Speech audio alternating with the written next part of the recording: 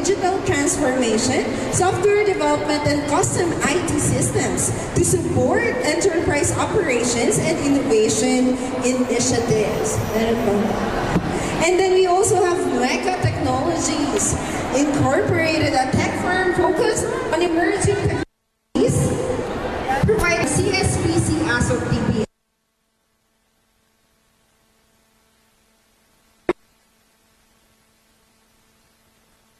Colleges, as well as partners natin dito. The Technology Business Business Incubator under Ateneo de Naga University.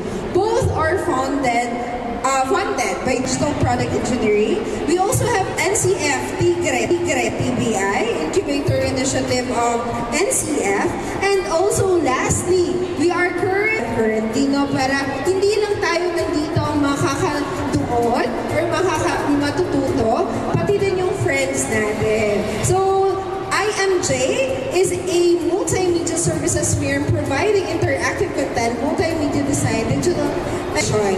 So for Future Tech 2025, it is made possible through the leadership of DTI in partnership with UST, Hakanaga, and our academic partners. Bago tayo pumunta dun sa learnings na science, technology, and innovation in Camarines Sur. So please welcome Ms. Patrocinio and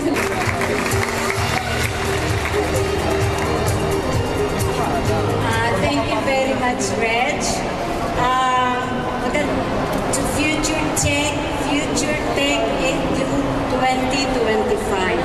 It is inspiring to see students, educators, academic leaders, gathered here to explore new ways of shaping the future education, produce and highlight EdTech and learn. So, as part of the UST Smart and Sustainable Communities Initiative, this activity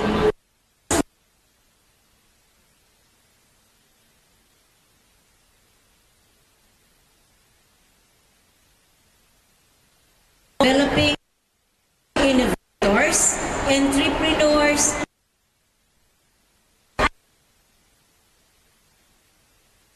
we live and it is equally important that we embrace new tools and approaches that will prepare our students for a rapidly evolving world.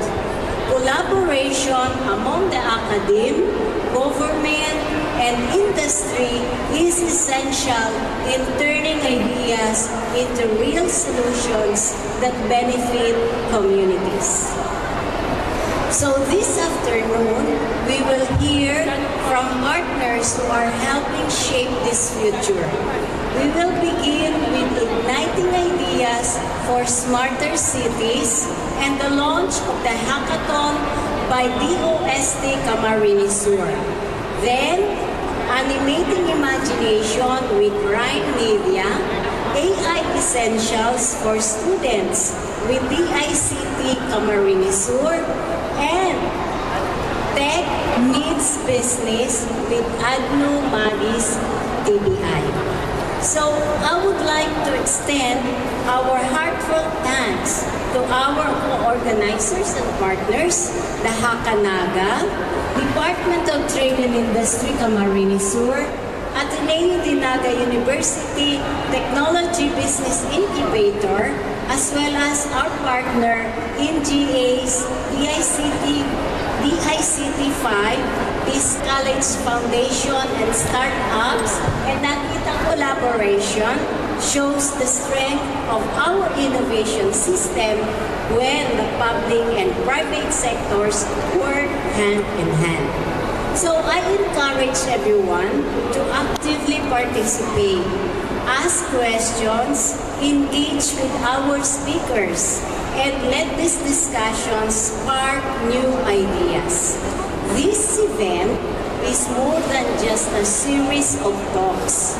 It's a launch pad for innovation, a space where knowledge meets creativity. Maraming salamat sa lahat ng bumubuo ng Future Tech EDU 2025, DOST, Region 5 remains steadfast in supporting initiatives that empower education and innovation. Mabuhay po tayong lahat and welcome to Future Tech EDU 2025. Maraming salamat, Ma'am Pat. Parang may fun po kayo dito. Grabe yung engagement. Okay, so before we start, no, I'm quite excited na kayo sa ating mga speakers. Mag-attendance check muna tayo. So make your presence heard by the crowd. No? So let's first call ang ating first partner academe. Do we have students from Ateneo de Naga? Wow, nag-lunch na kayo, eh? Very good. We also have from UNC. O diba, lilima lang sila para yung energy, bongga. Do we have from Biscas? Ayan. We have from CF. Ayan. From CFTC. Ayan. Ito pa. Ay, si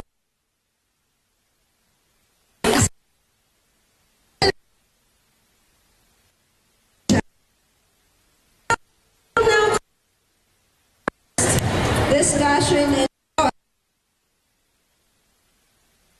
we'll hear from speakers who bring expertise from different fields. We have from the government, creative media, digital innovation, and technopreneurship. So insights will help us better understand how technology is shaping learning, creativity, and opportunities to our students and communities. So, for our first session, this session will be led by the OST Kamsur, championing initiatives that use technology and innovation to make communities more efficient, resilient, and centered. So our speaker is a senior science research specialist at DOST Kamsur. She currently leads initiatives related to food technology, research, and science-based innovation in the province. Before joining DOST, she served as an instructor at CPSUA, where she also directed the food testing laboratory. She's a licensed professional food technologist and an accredited DOST 1 expert in food safety, basic food hygiene. So she holds a Bachelor of Science in Food Technology and completed a Food Science and Technology program at the University of Tsukuba in Japan as an ASEAN International Mobility for Students Program Scholar. So let's give a warm round of applause to our first speaker, Ms. Anne.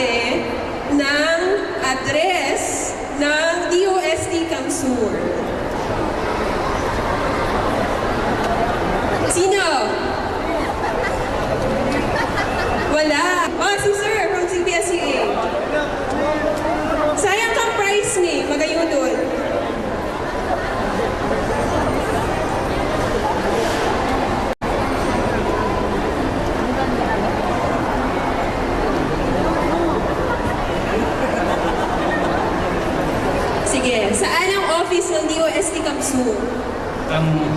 lang po ma'am doon sa CBCY po. Pag-asa to, sir. Oh, still. Oh. Thank you po for trying. Bicol Science Center, J. Miranda Avenue, Naga City. Yay! So, yan. So, kung anak ito yung ito yung Bicol Science Centrum. Isa na nakaduman sa exhibits na may mga planets, may different animals, may forests. Yun po ang office. Sa second floor kanto, ang yaw naman ang office ng DOST Camp Sur. Sa second floor, Bicol Science Technology Centrum, J. Miranda Avenue, Concepcion, Pequeña, Naga City. So, dito paglingawan ha, dyan ang office.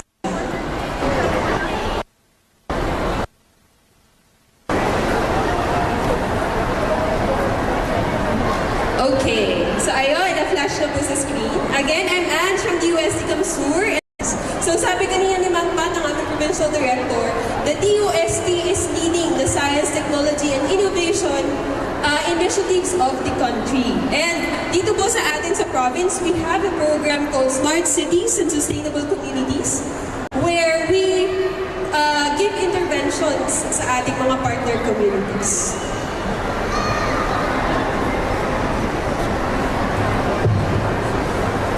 Wait lang.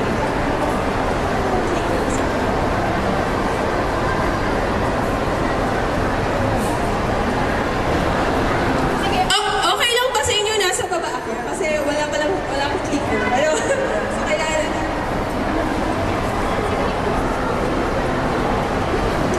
Okay, so this is going to be our lecture outline. So, i-discuss natin ngayon what is ideation. Alam niyo ba kung ano ang ideation? Okay? Bakit ba nagmamatter kung ano ang ideation? Bakit kailangan natin mag-ideate? What is the ideation mindset? Pre-ideation are setting the stage. Popular ideation techniques. Post-ideation, making sense of the ideas. And the next steps of ideation, which is what happens beyond ideation.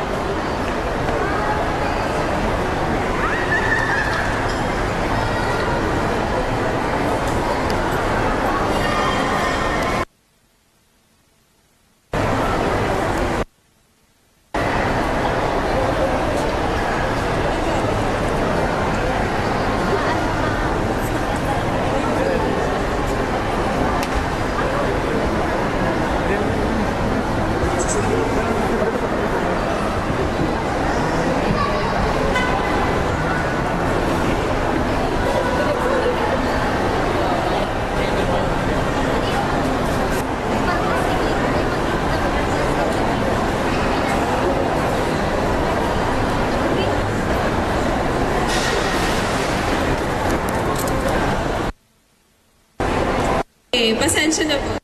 Naniniwala po ba kayo na every great solution starts with an idea?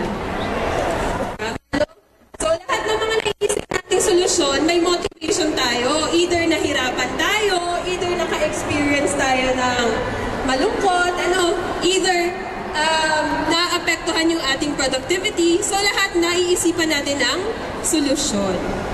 Every solution starts with an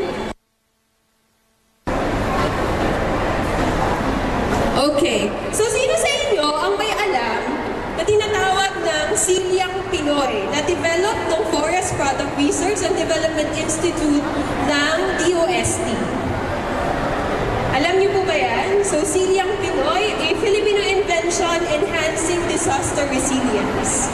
Okay? So, si Siliang Pinoy, very innovative sa evacuation center. Bakit? Yung upuan po at yung table po at yung silya, nako-convert po siya, nagagawa po siyang higaan para yung mga evacuees natin sa ating mga evacuation center, pwede silang mahiga doon sa silya. Ano po? So, yan ay solution sa anong problema? Higaan during evacuation ng mga evacuees sa evacuation center. Ano po? Simple lang. Multi-purpose siya. Kapag walang bagyo, kapag walang disasters, nagagamit ng estudyante para sa pag-aaral nila. Pag may bagyo, nagigipo siyang higaan. Ano po? Very innovative. Na microscope. So, di ba alam natin na yung mga bata na nasa far-flung areas o yung mga malalayong paaralan, never pa silang nakakahawak ng microscope. So, yung nag-develop nito, yun yung kanyang inspiration sa pag-develop ng product. Ano po? So, ang ginagawa niya, para siyang makeshift na microscope na mura lang. Siguro, less than 1,500 lang siya. And pwede nyo nang makita yung mga microorganisms gamit siya. Ano po? So ito, ano siya, startup siya na nag-incubate siya sa Ateneo Blue Nest sa Ateneo de Manila University.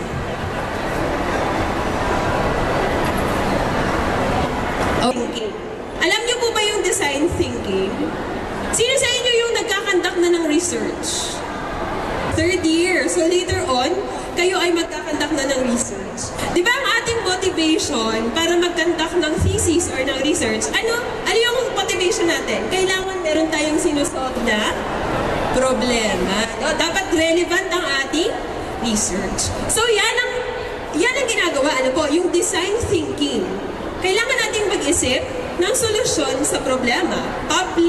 Problem solving siya. Ano po? So, ang ideation is the third step. It bridges between problem and solution. Kasi pag after mo ng design thinking, meron ka na naiisip na idea na magsusolve sa iyong gustong isolve na problema. It is not just brainstorming, it is structured approach to creativity. So, minsan kasi, pag bato ay merong purpose, minsan, yung mga nuances, yung mga sawong-sawong na ideas, yun yung nagpe-prevail. Ano po? So, siya, ang ideation is a structured way of approach to creativity. It encourages diverse thinking. Bakit? Kasi gusto ng pag-ideation, lahat ng ideas, crazy ideas man yan, wini-welcome during ideation. So, sino dito yung nakatry mag-case studies, mag-pitch ng ideas? Wala pa talaga? Wala pa? O kahit ano? So, may tinatawag tayong early solution ideas from problem to possibility. So, these are the early solution ideas are like the seeds to your big three solution. So, halimbawa, may problema ka. Lahat ng pwedeng makasolve dun sa problema mo, ililista mo yan. So, makaka-create ka ngayon ng malaking puno ng iyong solution ideas. Parang ganun ang ideation. Ano po? Para siyang seeds na bubuo doon sa iyong malaking big three of solution. So, ano ang nangyayari during early solutions idea? So, explore possibilities. Pag nag-explore kayo ng possibilities, they open doors to various solutions. The more ideas you have, the more options you'll explore. So, mahirap lang pumili, pero mas nakakapag-explore kayo. Ano po? Avoid tunnel vision. They stop you from getting stuck on one solution. So, pag nasa ideation stage kayo, lahat tayo ay indecisive. Kasi nagtuthrow tayo ng maraming ideas para mabuo ang ating big solution tree. Learning and improving. They set the stage for learning and improvement. Early idea, the more choices that we have, the more things na kinoconsider natin, mas nakakapag-come up tayo sa mas magandang solution. It unleashes our creativity. So pag madami tayong ideas, para tayong naglalaro nasa playground for creativity. Ano po? It embraces wild and unconventional thoughts. So pag ideation, we think out of the box. Mas unconventional yung thoughts natin. Kasi minsan, diba, kahit meron tayong ideas, dahil medyo unconventional siya, dahil medyo hindi siya norm, minsan, siniset aside natin siya na parang, ay, wag na, doon na lang tayo sa nakukonform sa kung ano yung usual, diba? Meron tayong ganon. So, wag tayong ganon. Pag nasa ideation stage, stage tayo, isipin natin, wild, crazy ideas can be turned into something visible. Ano po? They might just lead to groundbreaking solutions. Okay, so the ideation mindset. So pag nag-ideate kayo, ano ba yung rules for success? Number 1 is to defer judgment. No criticisms.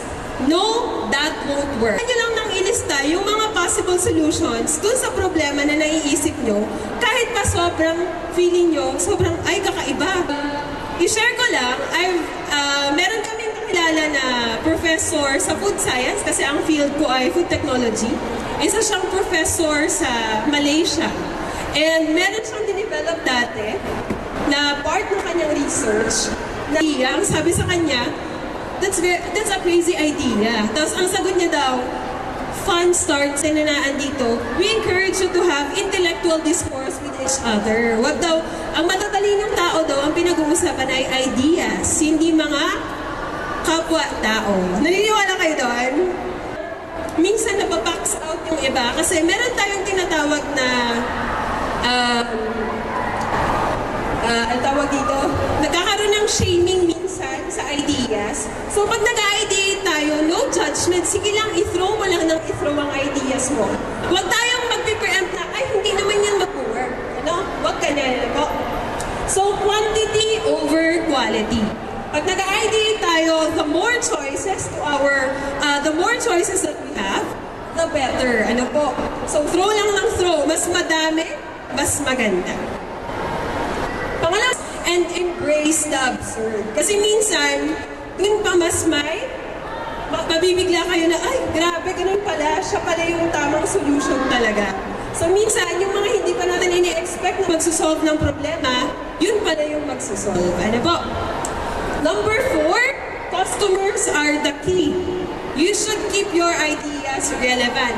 So kahit naman sinasabi, you have the freedom to throw kung ano yung gusto mong gawin, kailangan iisipin pa rin natin na relevant is. Ano po, we should keep our ideas relevant to our problem statement. Okay?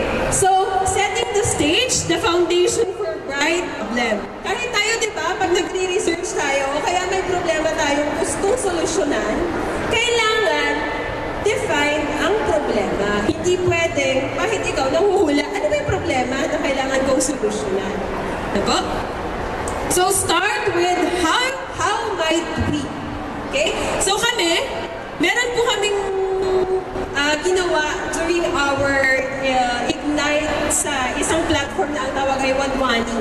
So gumawa kami nito, ano po, ang gusto naming solusyonan, yung ating mga street vendors. Kasi wala silang maayos na access sa mga basic food safety facilities like paghugasan ng kamay, mga refrigerator, wala silang ganun po. So nag-develop kami ng isang cart, ang tawag namin ay food cart ni Juan, na merong ref, solar powered, merong lababo, merong faucet, meron kaming low fidelity prototype, ano po, merong sketch and all. So, how might we? Sinimulan namin yung tanong sa how might we sa iba. Diba? Diba? So ang maganda kasi pag diverse team, multi-facet, multidisciplinary, interdisciplinary. So kami, humingi kami tulong sa engineer para mag-design, sa architect para makita kung maayos yung ergonomics nung at dinidesign namin ng car. Parang ganun, ano? At saka, minsan yung mga solutions, hindi pwedeng isa lang yung mindset at isa lang yung perspectives. It's better if may perspectives na galing sa iba't ibang field. So, right environment and right time. So, kailangan po supported din kayo. Ano? Gumamit tayo ng mga facilities na makakapag-ignite ng ating ideas. So, dito sa Naga, we have at Nomatis TBI, meron sila doon common working space na pwedeng puntahan na po for a fee, minimal fee, kapag hindi kayo incubate. Okay, so ito yung mga iba't ibang ideation techniques kung paano kayo mag-generate ng idea to solve problems. These are the toolkit for generating idea. Number 1 is brainstorming and brainwriting. Alam niyo po ba yung pinagkaiba ng brainstorming sa brainwriting? Hindi. Pag brainwriting, ikaw lang yun mag-isa. Isusulat mo lang lahat ng ideas mo. Tapos, saka kayo mag-brainstorm as a group. Kasi minsan, ang nangyayari, pag brainstorm agad, may idea siya na naninegate yung ideas mo. So instead of putting it out, yung ideas mo, wala na, napipreempt ka na, nahihinder ka na kasi minsan nahihiya ka na. So, brainwriting and brainstorming. So, free-flowing, rapid generation of ideas. Kami ang ginagawa namin, sulat lang talaga ng sulat ng mga ideas. Tapos, minsan kasi, on yourself, na-assess mo, ay medyo pangit tong idea ko na to. So, bago mo i-present sa iba, tanggalin mo na din yung medyo hindi na relevant. Silent brainstorming with group sharing. Number 2 is the Scamper method. It uses verbs as prompts like, ang Scamper stands for substitute, combine, adapt, modify, put to another use, eliminate, and reverse thinking. So, ito yung ginamit namin dun sa pagde-design namin ng cards, Scamper method. Paano kaya kung i-combine natin, nalagyan natin siya ng solar panel para ma-power niya yung refrigerator? Paano kaya kung i-modify natin yung design na meron siyang tips para mag-generate ng idea? Diba? Scamper method. Number 3 is cross-pollination. It is the exchange or combination of ideas, concepts, or strategies from different domains or industries to spark innovation. So yung po, pag-pollination, halimbawa yung ideas namin as experts of food safety, kino-combine sa expertise ng engineers to design the cart. So, minsan po kasi, yung mga engineers, syempre, not to demean naman, minsan kasi, merong mga principles ang food safety goodness. So, kapag nag-cross-pollinate, yung knowledge mo about GMP and food safety, dun sa maayos na design ng architects and engineers, mas maganda yung kalalabasan ng iyong products. Okay? So, next is worst possible idea. Brainstorm the absolute worst solutions. Then, invert them. Ito? Ano nangyayari? It breaks creative blocks and it challenges assumptions. Kasi minsan, akala natin, hindi mag-work yung idea na yun. No. Parang out of this world. Pero siya pala yung merong kakayahan na masolve yung specific problem na yun. Of ideas, from the many ideas that you've listed, kukuha tayo ng ilan to make it meaningful. Ano po? So, ang pwede natin gawin is clustering or So, halimbawa kami dati, kung sa group namin, iba kami ng gusto sa buhay. Ano? So, nung minerge namin yung ideas namin, napag-alaman namin na lahat pala kami merong kagustuhan na i-improve ang food safety and quality ng street foods. So, pumili na lang kami ng specific na intervention. Mas madali nung sa cart tayo isahin yung mga common at i-explore kung ano yung pwede pag i-combine. Prioritization matrix. Select the most promising ideas based on criteria. So, sa Wadhwani, ang criteria po nila, ito yung magiging indicator. Number 1, do you have the technology to build it? Magagawa mo ba? Meron bang technology na makakatulong sa inyo para yung ideas nyo, ma-convert nyo into real-life products? Yun, Pangalawa, how much time will solution development take? Kasi, kung 5 taon mo i-develop yun, malamang sa malamang, hindi na magiging relevant ang iyong solution. Kasi ang technology rapidly evolving. Number 3, do you have the team to develop it? Meron ka bang support na pwedeng tumulong sa'yo para ma-develop yung product or yung solution mo? Number 4, can the solution scale? So pag na-develop ba kayo ng prototype, pwede ba yung i-scale up na gamitin ng mga MSMEs? Kasi ngayon halimbawa, ang DOST naniniwala na ang mga estudyante dapat tayong maging technopreneurs. Pag sinabing technopreneurs, kahit tayo ay nasa STEM, pwede tayong maging negosyante na base up ba natin yung ating solution. And number 5, how unique will the solution be? Or utility models. And remember, hindi natin pwedeng ibenta ang isang bagay na hindi natin pag-aari. At magiging pag-aari lang natin yan kapag meron siyang IP protection. Ano po? So, tatanungin din natin, how unique can the solution be? Number 3 is idea pitching or storytelling. So, kung meron kayong mga ideas na nabuo, i-pitch nyo sa isa't isa. I-sell nyo yung ideas nyo. Para lalo na pag nagpapaalam sa mama at papa kapag lalabas. Diba? With complete solution, with complete details. Ganun lang mag-pitch ng ideas. Ano po? Number 4, refinement. Develop the chosen ideas further. So, pag meron na tayong chosen ideas, i-develop. Diba? Remember, ideation is just part of design thinking. Okay, ito yung meme, ano? I know this sounds crazy, but yeah, it could work. Ano po? Tama naman, we need people who will believe us na yung idea natin could work. Ano po? Okay, so tapos na po tayo doon sa lecture. I'll take this as a chance po to invite everyone. If you have an idea, let's uncover possibilities and bring your ideas to life. We have an innovation hub po sa lahat ng PSTOs sa Department of Science and Technology, yung amin. Saan nga yung address namin ng DOST? Sa second floor ng Bicol Science and Technology Centrum sa J. Miranda Avenue, Concepcion, Pequeña, Naga City.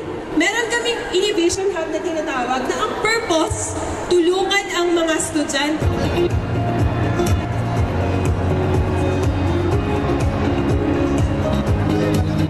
Katanduanes iHub near Catanduanes State University in Verona.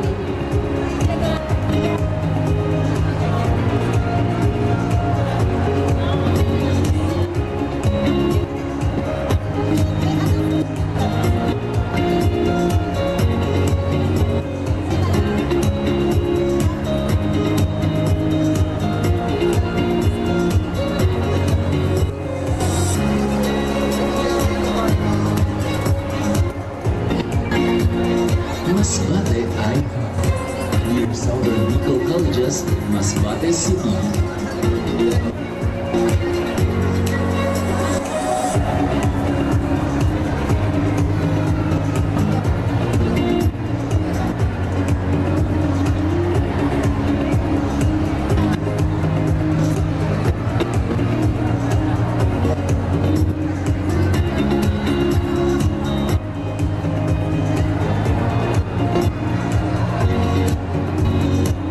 Sorsogon iHub inside Sorsogon State University, Sorsogon City.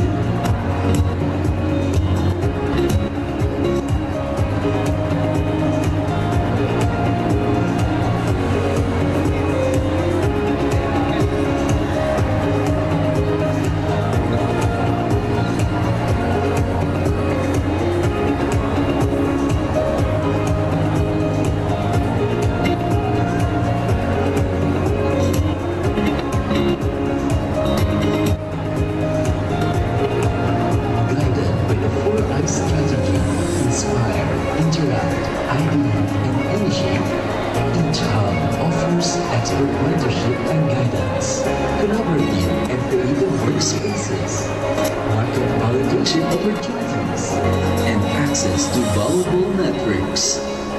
Your next big idea starts here. Visit today and make it real.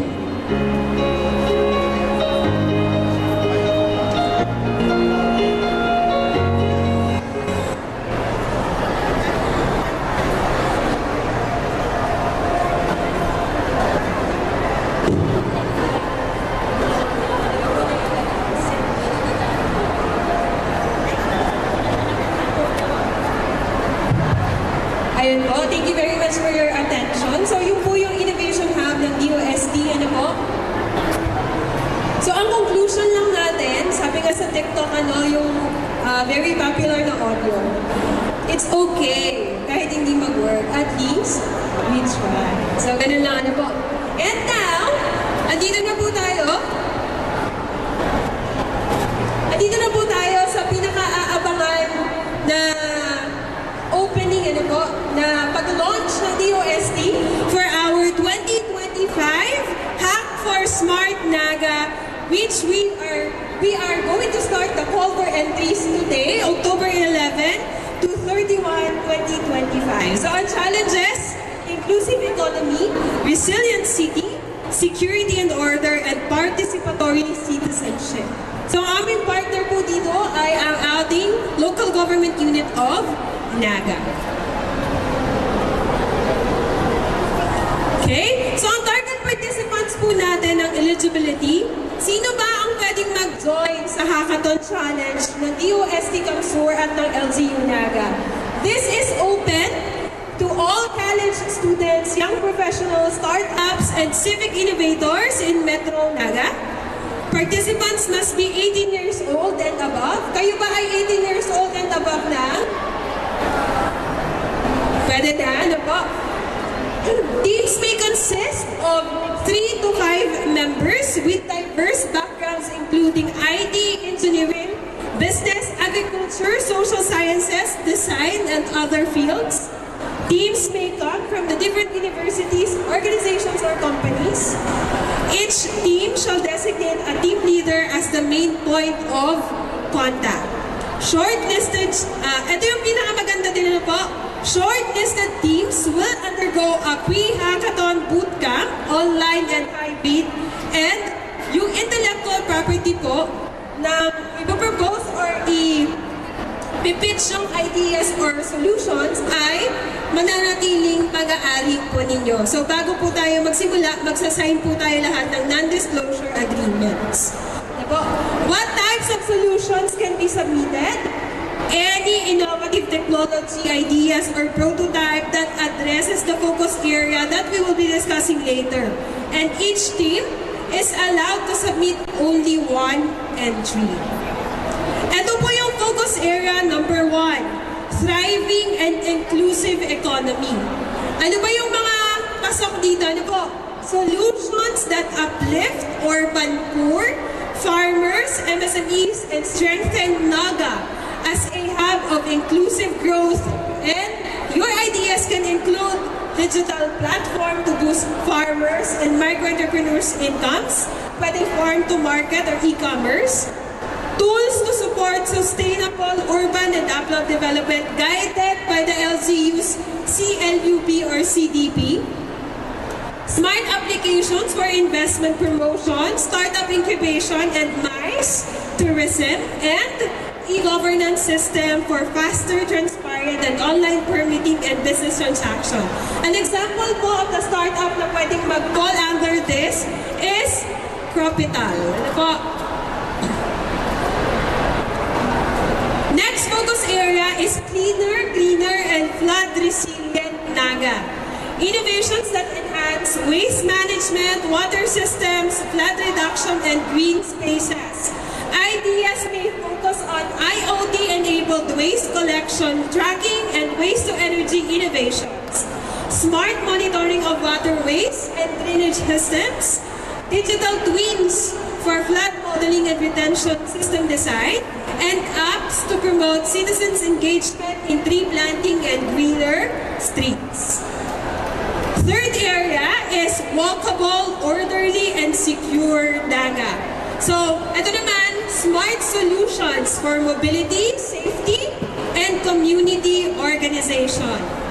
So examples include data-driven traffic management and transport flow optimization, GIS-based relocation and housing support systems for informal settlers, public safety apps integrating crime prevention, cybercrime reporting, and barangay watch system, and platforms supporting responsible pet ownership, vaccination, and animal welfare. So, ang example po nito ay ang safety. Number 4 and the last focus area is open, digital, and participatory NAGA. So, yung solutions naman dito ay for smart governance, to strengthen participation and transparency. So, yung ideas na pwedeng i-pitch, real-time budgeting and fund tracking dashboards, integrated smart city app for permits, services, and citizen concern, GIA-based transparency portals for city projects, and AI-enabled participatory platforms for monitoring and planning. So, ang example po ay bettergov.ph. So, ito po yung timelines of activities. I encourage everyone na picturean or i-take note. Ano po? Ngayon po, mag-uumpisa yung call for entries namin, which will end on 31 or October 31. Yung deadline po of submission of proposal is on October 31. Magkakaroon po ng pre-screening of entries on November 3 to 6. And we will be announcing the shortlisted entries on November 7, 2025. And yung final pitching and awarding po will happen on the same week ng Startup Week, which will happen on November 14, 2025. So, ito po yung registration requirements. Ang kailangan po, templates and forms na pwede pong ma-access sa link. Ano po? Kailangan po natin ng capsule proposal, a 5-slide presentation, valid ID of the participating members, and DTI or SEC registration if applicable po. Ano? Pag wala naman, hindi naman kailangan. Kung gusto niyo po, pwede niyo scan ang QR code. Ito po yung judging criteria. Innovation and creativity, 25%. Problem solution fit, 30%. Viability and sustainability is 25%. Impact at 10%. Presentation, 10%. For a total of 100%. So, yung evaluators view natin will be coming from representatives of DOST5, LGU NAGA, Startup Development Committee of Naga City, and other national government agencies. Ang first place po natin, pwedeng mag-uwi ng 20,000 pesos. Ang second place po, 15,000 pesos. At ang ating third place, 10,000 pesos. Ang kagandahan po nito, pag nanalo po kayo, i-endorse po kayo sa Innovation Hub ng DOST for incubation, ideation support na pwedeng mag-enhance pa ng inyong ideas. So, ito po yung ating organizers and partners. Also, we would like to take this opportunity para i-announce po na yung DOST SEI Undergraduate Scholarship is currently open for application. So kung meron po dito mga grade 12 students na under the STEM track, pwede po tayong mag-apply. Yung mga hindi naman po under ng STEM, basta po parte ng for 2% of their school, pwede po tayong mag-apply. Ano po? Nag-open po ang aming scholarship application noong October 6. Bukas na po, magbubukas po yung online application by October 20. At ang last day po ng application will be on November 21, 2025. And the schedule po of the examination will be on February 21 to 22, 2026.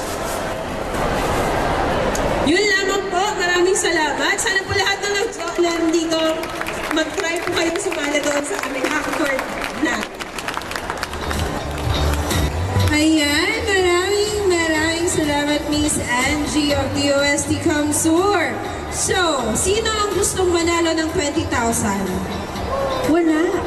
Sino ang gusto mag-participate sa hackathon? O shy pa sila? Ay, meron. From Tagalabas. But we encourage you guys, hindi lang to limited sa startups. As long as may idea ka, no? Walang mawawala. Wala ka naman babayaran. Magsasubmit lang kayo. O so yung chismisan nyo ng mga barkada nyo, pwedeng na kayo mag-isip ng pwedeng solusyon. So magpo-post din po kami nito, no? Nung details nito in our page, in our Facebook page. So abangan nyo na lang for the official na manual on this. Ipopost po namin. So follow our Facebook page at DOST Camarines Sur. So again, maraming salamat Miss Angie for that wonderful session, for our first speaker. Next naman, we shift gears to the world of creativity and storytelling through animation and media. This session will highlight how animation can be a powerful tool not only in entertainment, but also in education and innovation, encouraging young minds to explore their ideas and bring them to life.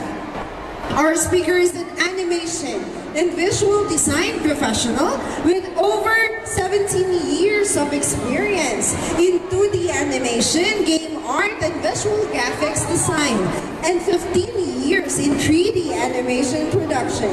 He is the CEO and co-founder of Ryan Media, NAGA Chapter President of the Game Developers Association of the Philippines, part-time faculty instructor at BISCAS, and visual artist member of the AMA Art Group in Naga City.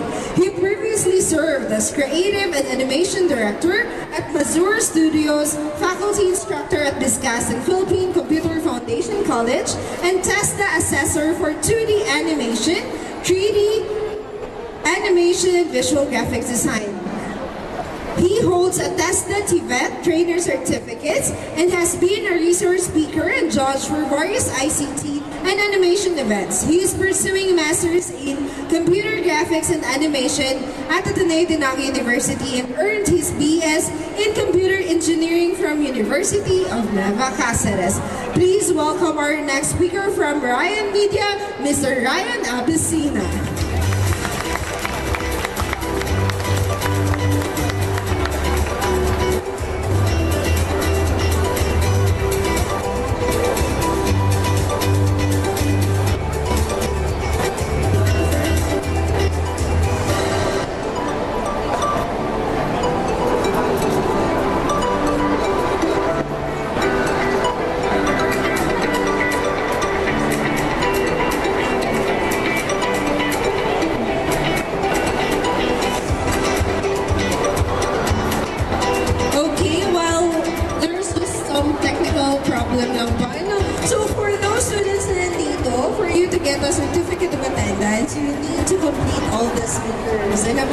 So later after this event, we will show you QR code in which you will fill up as also your part of electronic attendance, and by 7 p.m. At least makapag-fill up kayo before 7 p.m. By 7 p.m. close na naman yung evaluation, and then automatic magkakaroon na kayo ng certificate of attendance through your email. So double check niyo yung email ninyo and pangalan ninyo since lahat ito ay automatic na gagawin. So hindi namin ito isa-isa. Ano po?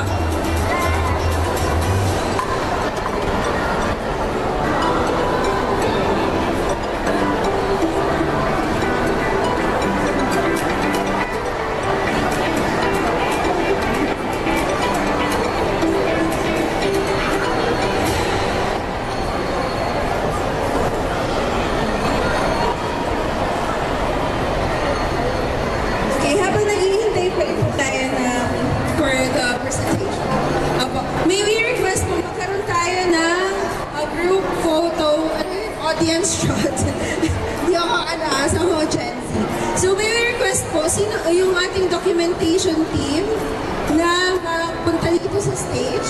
And also may request, actually we would like to acknowledge the presence of our guests from TikTok Philippines. TikTok Shop Philippines. So tomorrow, they will be speaking for Future Tech Biz. But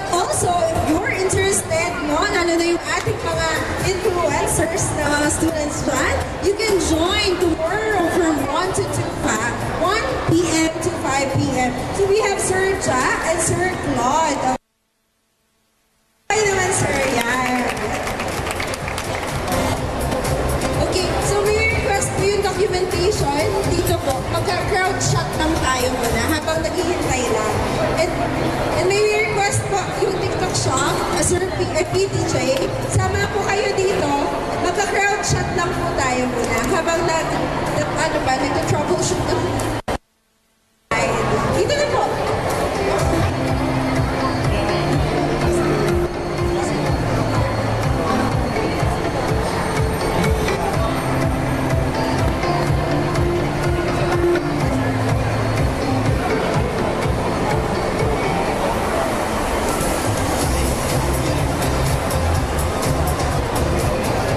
And 1, 2, 3, smile.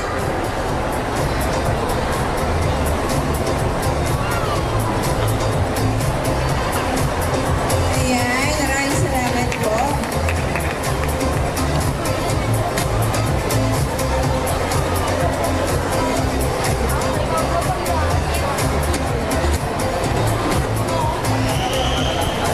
Ayan, salamat.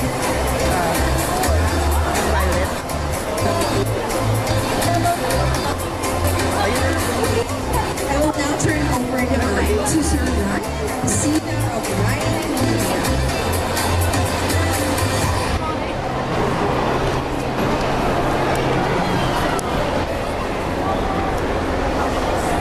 Okay. Can I just be here in front now, Akit then? Okay. So, good afternoon, everybody. Good afternoon.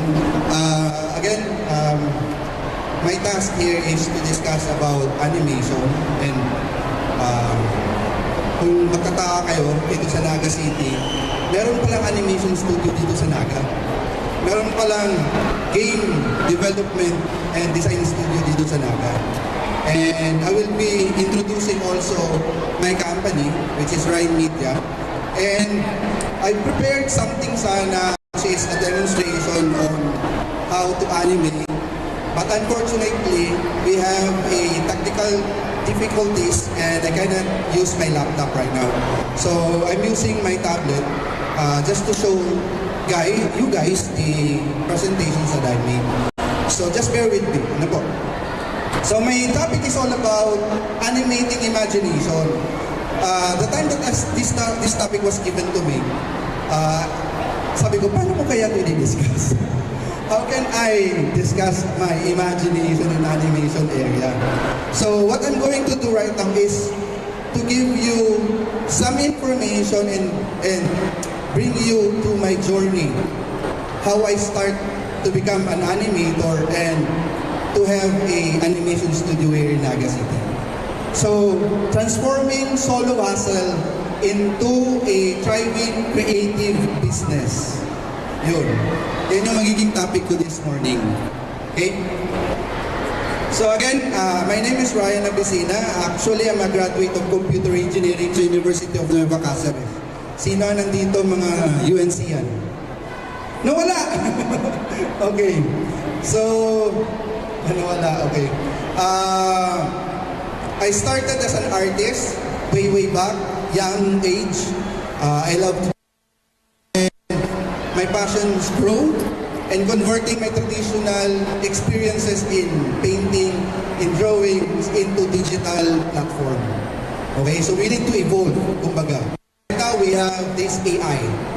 So everybody is already familiar with AI, and actually when I was teaching in Discuss, one of my students approached me and asked me, "Sir, may AI na baga? Meron ba bang trabaho ang animation? Meron ba bang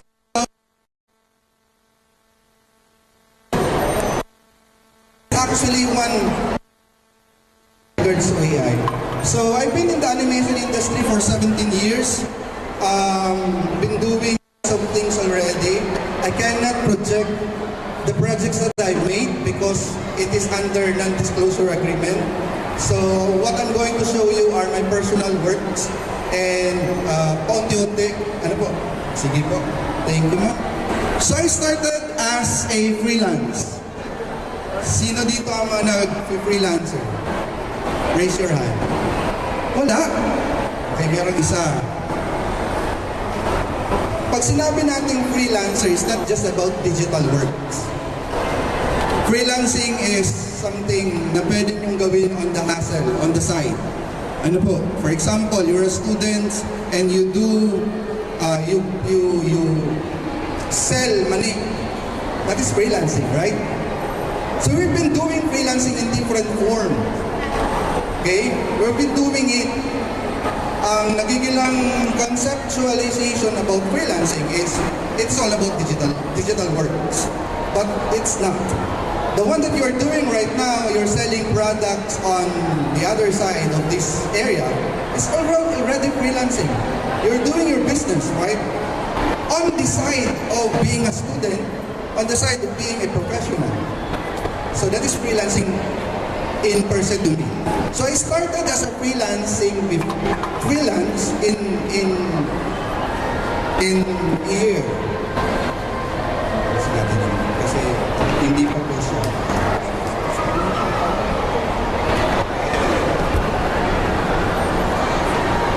So this is my first concept artist portfolio when I started way before in freelancing, and I compile it. I actually use it as a demonstration in my class. And meron ako nakita dito isang estudyante ko before. And I think nakita niya na to. So hindi niyo makikita yung walang audio, but okay, so I've been doing freelancing, character designs, and so on and so forth. Okay? Next po, ma'am. Marami kasi yan, ma'am. Okay? Yeah, we've been doing this. I started from basic drawing to rendering to coloring just to give it to client. Ano po? Next po. So we are, I'm also doing NFT art. Okay? So sino familiar sa NFT? Have you tried NFT? Yes? Okay? So I've been doing also NFT art, then sharing it kung paano and ano yung mga specific tasks. Next po, ma'am. And this is the explainer video, motion graphics video. Okay po, explainer. Kasi right now, one of our service sa Ryan Media, we do explainer videos in a form of animation.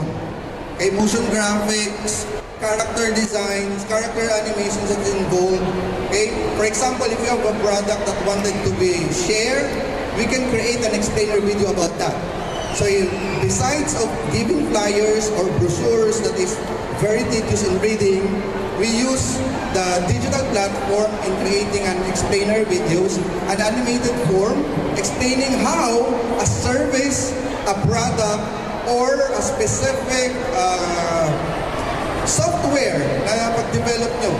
Okay? And it's very useful kasi it's very engaging, it's very good na may sense sa social medias, through emails, to your clients, and so on and so forth. You can also use that for booth, ano po, kung mayroong mga trade shows. So, ginagawa po namin yan dito sa Naga City through Ryan Media. Better Roper actually is from the US. So, ano yung skills na kailangan natin para maging competent tayo pagdating sa animation? Isa lang po ang pinaka-importante sa akin is drawing skills. Okay? So, kailangan meron tayo nun. Now, ang tanong, kailangan ba natin magaling sa drawing skills? Hindi naman. Okay? Kasi meron naman area sa animation na hindi naman kailangan talaga yung drawing skills. Like, script writing. Okay? Story development. Hindi naman kailangan yung drawing. Ano po? Pero, kung gusto maging isang animator or character designer or background concept design, yeah, kailangan mo ng drawing skills. Ano po? So, yung nakikita nyo, ako yung gumawa niyan, yung animation na yan, basically, it is for Darna. Sana. Okay? At sa mamaya, explain ko. Next po. So, what sparked the passion? Bakit ako nag-start ng animation studio? The reason is, kayong mga estudyante. That is the reason bakit nagtayo si Ryan ng animation studio. When I was teaching in TESDA before sa animation, so kilala naman siguro natin yung TESDA, may mga courses sila na short courses lang talaga. Like 3 months, 6 months, and so on and so forth. And yung mga estudyante, wala talagang capability to venture outside, like in Cotabato, Manila. Kasi lahat ng animation studio nasa Manila, nasa Cebu. Okay? And when you go there, mahihirapan ka, especially if you don't have the budget, right? So the reason is, yun. Sabi ko, what if mag-create tayo ng animation studio dito and help these students na mag-venture na hindi nalalabas ng Naga City or ng Bicol. So that is the first reason. Ano po? Second reason is also to help Naga City, Bicol region, to elevate the animation industry. That is the second reason the reason why Right Media was created. Ano po? So, kasi maraming estudyante, maraming mga talent na nakakaalpas, napupunta sa labas, and hindi napapakinabangan ng Naga City or ng Bicol. Ano po? So, what if meron tayong animation studio dito? What if meron tayong game design development studio dito? And yung mga programmers, designers, animators, script writers, storyboard artists hindi na umalis ng Naga. Diba? So that is the main reason. Next po. So that's why Ryan Media was created. So wala tayong audio. So this is our demo reels for 2025. So we can create 2D animation productions, yung mga nakikita nyo na One Piece, Dragon Balls, and whatever animations that you are trying to watch. Okay, we can do that here in Naga City. So we can also do 2D explainer video productions, explaining products, explaining services in a form of animated version, motion graphics. We also do 3D animations, hindi lang po 2D. Okay, so ito ang client na to is from Canada. So ginawa namin yung explainer videos in a 3D animation. Okay, yan. So, we can do 3D animation from modeling, texturing, rigging, animation, lightings, and rendering. Ano po? So, all of it are original characters. Okay? We do character designs for animation in games also. Okay? Actually, marami pa. Yan, mga tile sets for game. Sino ba dito nag-game programming? Meron. Okay, meron dalawa doon. Meron pangatlo. Okay? So, meron dito mga programmers, right? Meron. Okay, mga comp-sci students, IT. Meron. Okay. So, there are instances that you need to have knowledge in game. Sa Naga College right now, meron, rata ko na-invite to become the panelist for their thesis. Okay, and meron gumagawa ng mga games sa Naga College. Okay? Pero wala silang game subjects. Ano po? Mga comp-sci and IT. So we also do 3D assets for games. Yung mga nakikita natin, mga ginagamit sa laro, mga upgrades, mga level ups, kaya kaya natin yung gawin dito sa Naga. Kaya hindi na kailangan lumabas pa. Ano po?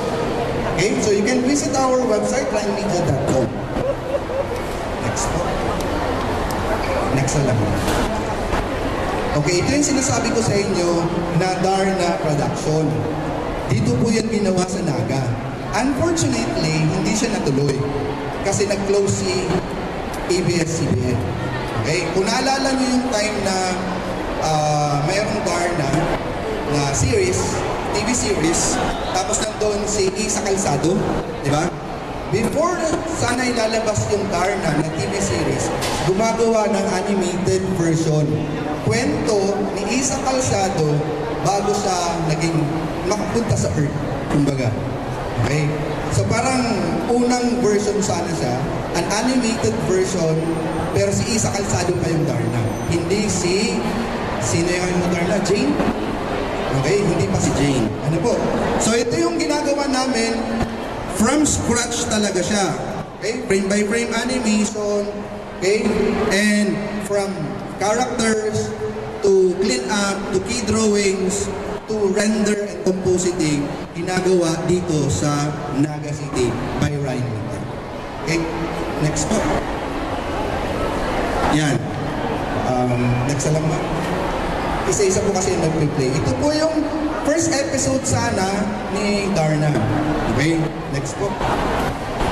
Yan. So, we created this animation frame by frame. Tapos, may audio sana yan. Nagsasalita dyan si Isa Calzado. Siya si Isa Calzado. Okay? Kaya lang, hindi si Lola. Yung nakapulot kay Isa Calzado during that time. Ang kwento nito is, si Isa Calzado is a alien. Okay? So, bago naging Darna siya. Sige po, next na lang po. So we also do character designs, background designs. So for animations, yung mga nakikita natin. Okay, next po ma'am. So 3D po yun. This one is for game assets. Okay, so mga original game assets po yan na ginawa natin dito. And ang mga gumagawa po niyan, actually yan po lahat gawa ko. Okay, pero yung mga artist natin na Bicolano, okay, marami din po silang ginagawang ganito. Next po. Mga tile sets for game, pwede natin gawin yan dito sa Naga. Yung mga nakikita natin sa Mario Brothers na laro, pwede po yan dito gawin sa Naga. Hindi na natin pwedeng lumayo. Okay, next po. Okay, ano yung advantage ng, bilang isang freelancer, tapos studio owner? Okay. So, siyempre, ang advantage ng freelancer, creative independence, low startup cost, kasi hindi mo kailangan ng maraming computers, di ba? So, kahit isa ka lang, pwede ka na mag-freelance. Flexible lifestyle, ibig sabihin, may oras ka, kung anong oras mong gustong gawin yung project mo, okay? Especially kung hindi naman ganun ka-strict si client, pwede.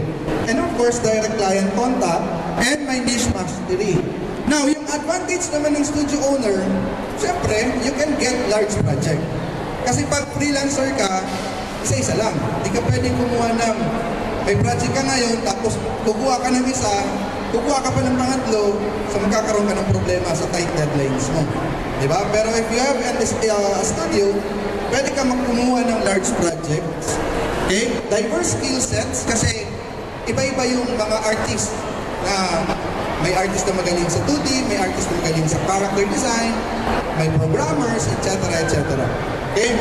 So, business growth delegation, and of course, you can create an IP ownership and passive income. Right now, Bright Media is producing a intellectual property game. Okay? It is a Metrovanian game, a 2D platformer game that is to be published in mobile application. So, the title is Orag. Ano po? Orag, from the word Oragon. Okay? So, it involves Bicol folklore. Okay, mga characters dito, the environment is kumbaga related sa Bicolano, sa Bicol. Ano po? Next na lang po siya. So, next po ma'am. Ito yung ginagawa namin sariling kwento rin about Mount Isarog. Okay? Meron tayong kwento about Mount Mayon. Diba? Si Daragang Magayon. Pero wala tayong kwento about Mount Isarog. Narinig nyo na ba yun? Mga kwento about Mount Isarog? Wala, di ba? So ito si Juan Osong. Okay, Juan Osong and the other tales of the mountain and river of Mount Isarog. So gagawa namin siya ng animated version ng about Juan Osong and yung adventure niya sa Mount Isarog. Ano po? Okay? Next. Ito si Orag. Okay? It is, actually we have the demo game available in our booth. You can try Orag. Si Orag kasi nakasama na sa Philippine Game Developers Expo and SMX last May. Okay? Out of hundreds na nag-entry, isa po na napili si Orag na makasama sa Expo. Okay? And we have already showed this to the developers, users, as well as mga publishers. Now, Orag, okay naman po yung feedback. Again, it is in a desktop mode. Yung feedback ng mga users and publishers there, they want it to be seen in mobile application. So right now, we are in step 1 again and converting Orag into mobile. Okay? So, hoping na magawa namin siya and by next year, we can release our first version of Orag game. Okay? So, next po. Yan po si Orag. Yan yung character Orag. This is my original design of Orag. Basically, Orag is a pet. Okay? Alaga. Pet po siya ni yung pinaka-head ng ano natin, ng God sa Bicol. Okay? So basically, si Orag is blessed by Bathala. Ano po? May power siya to defeat evil. Okay? Na-corrupt kasi si Ibalon and kailangan niya i-restore ang peace sa Bicol. Okay? So yun yung pinaka-gist story niya. There will be travels, there will be journey, there will be puzzle, there will be mini-boss, there will be villains. Ang mga villains natin dito, next po, meron po, hindi ko alam kung nakasama ko dyan. Next po, ma'am. Ito yung environment ni Orag. Okay, this is silly tree. Merong silly plant, di ba? So, ginawa namin, kinonvert namin sa silly plant into silly tree. Okay? So, ginawa namin mga silly, yung mga dahon, and to convert it into a environment. Ano po? So, this is an original concept. Yan si Orag. Okay, basically, dyan siya maglalaro. Okay, tapos, meeting bosses, villains, puzzles, okay? Tapos, getting level up, okay? So, ganoon ang mangyayari sa kanya. Next, please. Okay, yan yung another environment. Kasi si Orag, just to give you a pinaka-buod niya, so we have provinces in Naga, in Bicol, right? Tapos, in Kamsur, pinili namin 6 levels. Meron kayo doon Pili Grove na environment, merong Buhi Lake, merong Malabsay Falls na environment, tapos merong orchids, mga floras ng Isarog. Okay, orchids area. So, yun yung mga feature na pag dumating na kami sa Daet, kasi mag-jump si Orag in different locations sa provinces. Okay? So, pag Daet naman, we'll be focusing on Pinya. Okay? We'll be focusing in different areas naman na nakikita sa Daet. So, parang ganun siya. Next, please. Okay. So, ito yung opportunity sa animation industry. Okay? Ito yung sinasabi ko na hindi naman kailangan magaling tayo sa animations. Meron din kasing development side. Sa development side, meron tayong story developers. Yan yung mga magagaling gumawa, yung mga malilikot ang isip. Okay? Maraming kwento na nagagawa. Okay? Kung ikaw yon, ibig sabihin, you have an area in the animation industry. Okay? So meron tayong scriptwriters. Ang mga animators, honestly, hindi magaling magsulat. Magaling sila magpagalaw, mag-create. Pero pagdating sa writing, olak man, baga sa Bicol. Ano po? So, we are also hiring scriptwriters in projects such as animation. Okay? Concept artists. Okay? Yan yung mga nagdi-design. Anong itsura ni Orag, and so on and so forth. So, sa pre-production, meron tayong 2D and 3D visual developers. Ito na yung medyo technical part. Okay? Character designers, background designers, and storyboard artists. Sa production naman, we have animators, layout artists, 3D modelers, texture mappers, 2D and 3D riggers. Ito na yung mga nag-aaral talaga ng animation area. Okay? Tapos, sa post-production naman, yung mga video editor, compositing, VFX, audio designers. Okay? Hindi naman kailangan animator ka to become an audio designer. Mahilig ka lang sa music. Okay? And of course, voice talent, dubber. Ano po? Gusto mo mag-boses kay Orag, kasi gagawin na si Orag as an animated version, pwede naman. Di ba? So, voice artist naman yun, or voice talent. Okay, next po. Yan. How to prepare sa animation industry? Siyempre, kailangan mo yung tinatawag nating know-how. Okay? So, yung skills, kailangan natin yun. Then, dapat, yung portfolio natin is ready sa animation. Okay? Sino ba ditong may inclination sa animation? Lahat ba kayo mga IT people? Entrepreneur? Wala ditong animation student? Wala? Oh my God. Wala pala. Sino animator? Meron? Meron isa? Okay, good. Usap tayo mamaya. Okay? So kailangan mo din ng work experience. Ano ibig sabihin ng work experience? Hindi naman kailangan na talagang nag-freelance ka na tapos may work experience ka.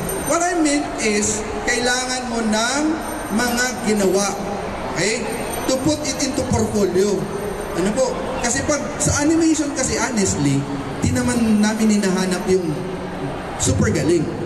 Ang hinahanap namin yung may commitment and professionalism. Ano po?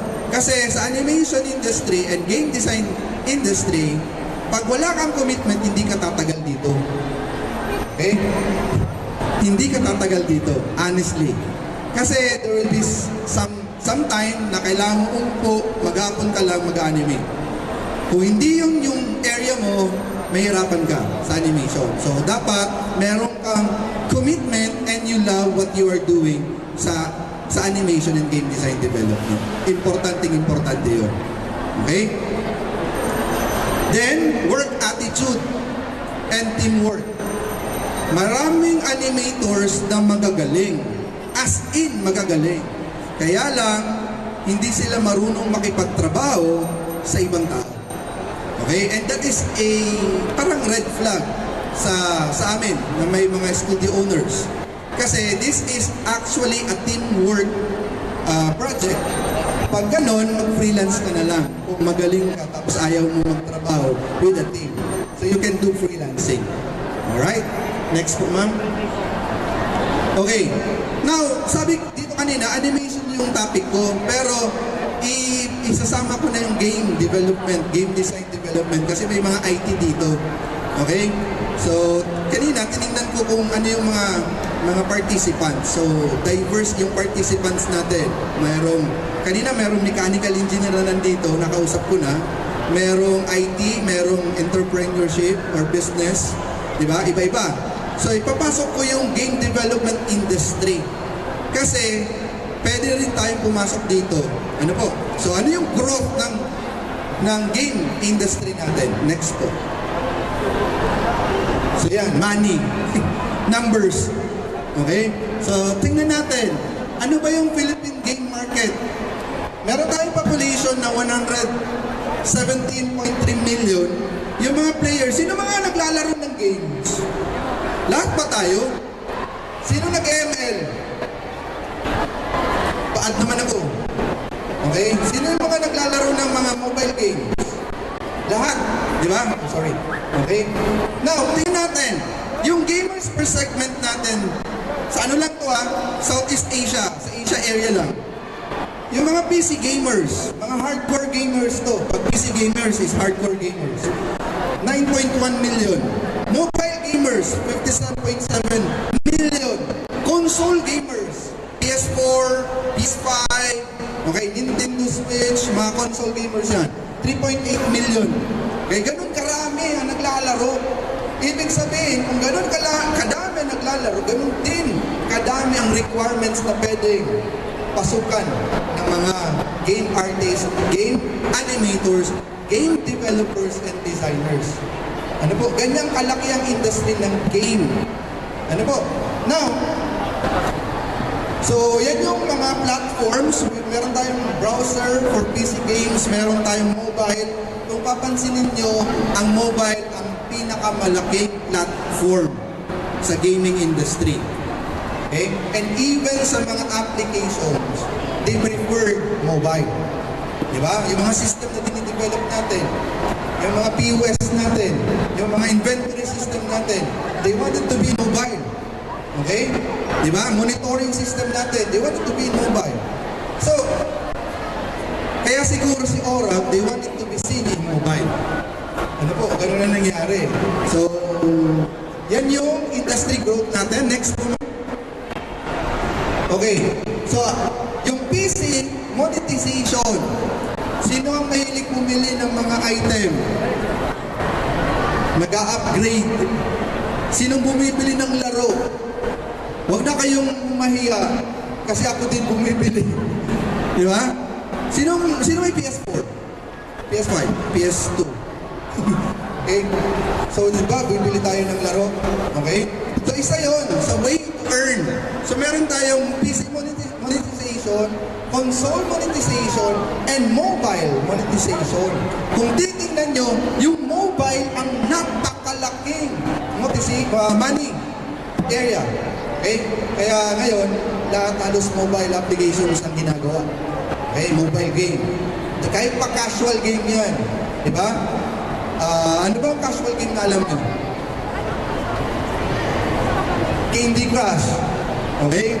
Sino naging addict sa Candy Crush? Yung wife ko nandun, nag-raise ng hand. Na-addict sa Candy Crush. Diba? Sino yung Clash of Clans users dito? Until now, user pa rin. Okay? Tumigil ako dyan eh. Hindi ako natutulog eh. Diba? So, sino ang mga mobile legend user? Huwag na kayong maya. Sino mga epic na dito? Mga mythical. Okay? Uy, may mythical na. Sana all. Okay? Ano po? So, yan. Ganyan kalaki yung monetization niya. Okay? This is a data coming from Game Developers Association of the Philippines. Kinuha ko talaga to for this presentation. Okay? Para makita nyo na meron palang business and pwede mag-strive sa game industry. Next po, ma'am. Tingnan natin ngayon yung mga audience by gender. Tingnan natin kung sino mga mahilig maglaro.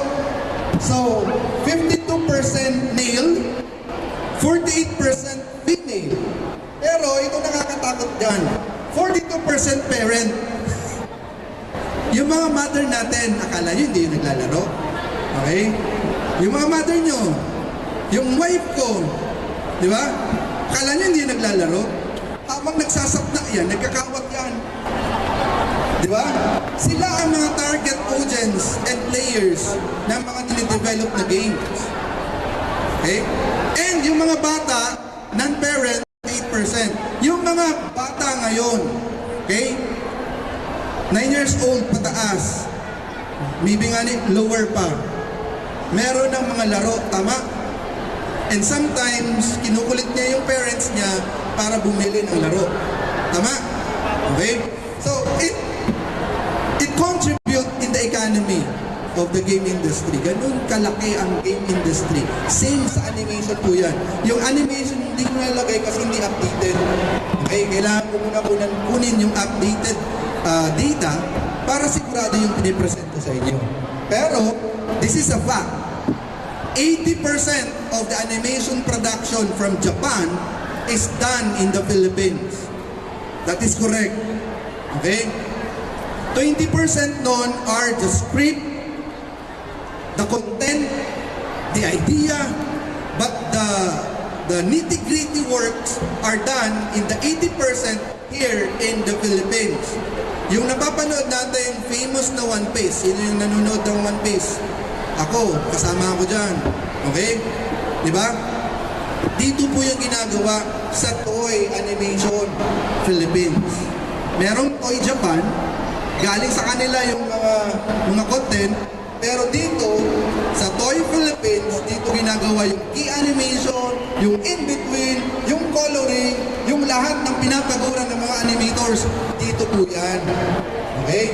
Dragon Balls, Sailor Moon, whatever animation, even sa Nickelodeons na mga animated versions doon, dito po yan ginagawa sa Pilipinas. Meron po tayong talent dito. Ano po ang kulang sa atin dito sa Pilipinas? Content. Kilala niyo yung 13 sa Netflix. Ano yung content doon? Filipino folklore. Okay, nandun yung aswang, nandun yung mga maligno, etc. etc. Diba? Now the question is, sino gumawa? Hindi Filipino gumawa nun. Singaporean. Okay, sino nang inabang? Singaporean. Kaninong content? Filipino content. Now, that's the problem here, di ba? Nagkakaroon ng problema doon. So, right now, yung Animation Council of the Philippines is helping creators, developers also, to produce an IP. Okay? Yan yung importante natin dito sa Philippines. Meron tayo dapat na sariling content. That's why we are creating Aura, we are creating One Awesome. Okay? Meron tayong lalabas ngayon na gawa ng Pilipino, Sun Chaser. Okay? Gawa yun ng Pilipino. Ano po, yung director noon, si Bobby Puntillas, is actually a Filipino. Nagtrabaho sa Disney, nagtrabaho sa Pixar.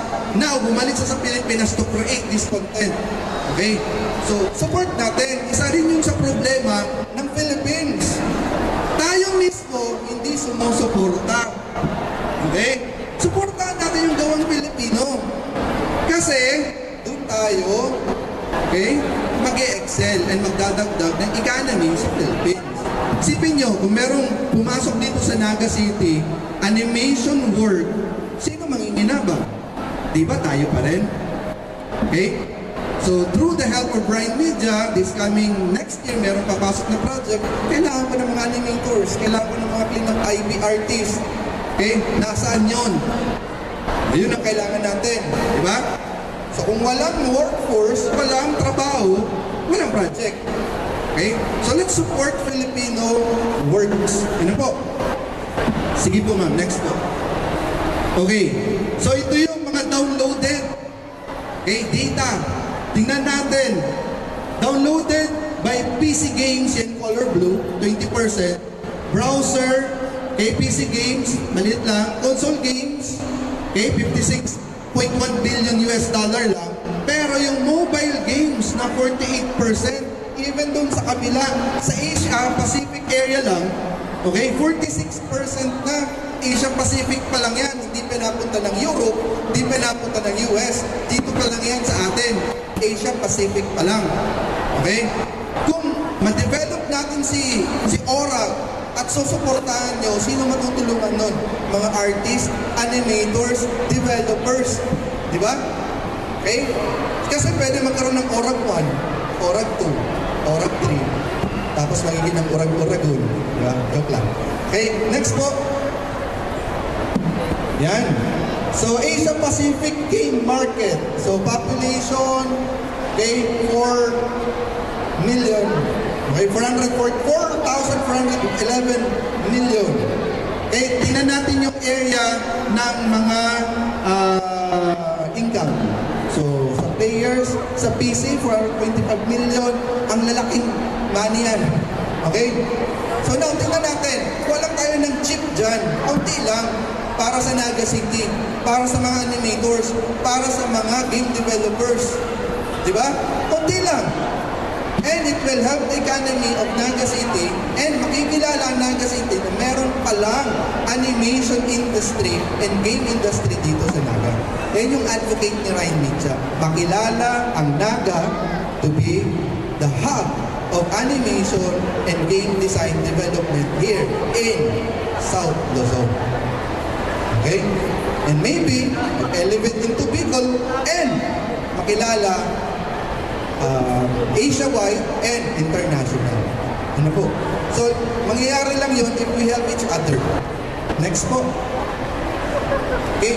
Sige, marami kayo, ma'am. Next na lang, ma'am. Yan. Okay.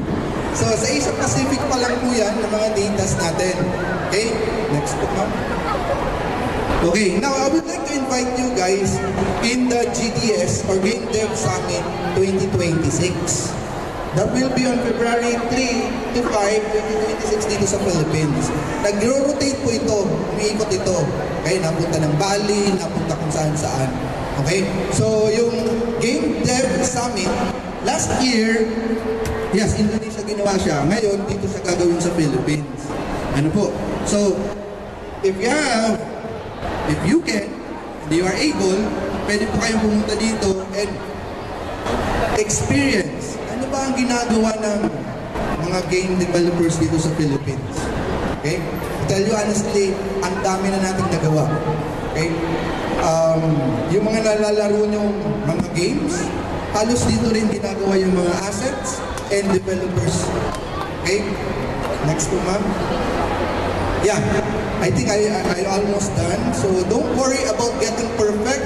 Just keep getting better. Okay? Yan lang may iwan ko sa inyo, mga students. Kasi sometimes na-overthink tayo sa mga ginagawa natin. Gusto natin perfect kagad yung ginagawa natin. Okay? So I think it's better na maging perfect siya, pero make it slowly and correct. Ano po? So keep getting better every day. Okay? So again, di ako makapag-demo eh. So I think this is my last slide.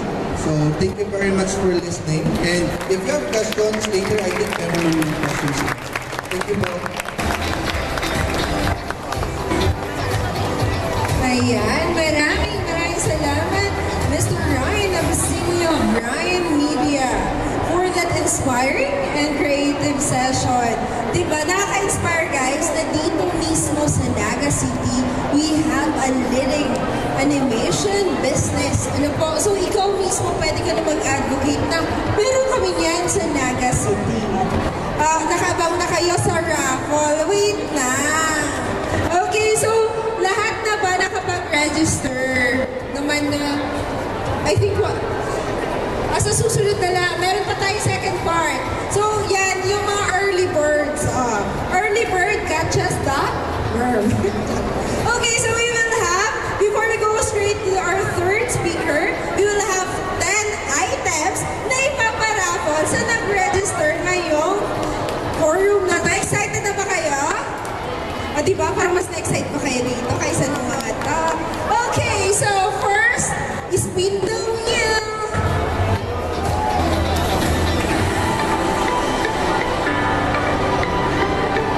Congratulations to Mr. Joseph B. De La Soledad. Asan yung prize?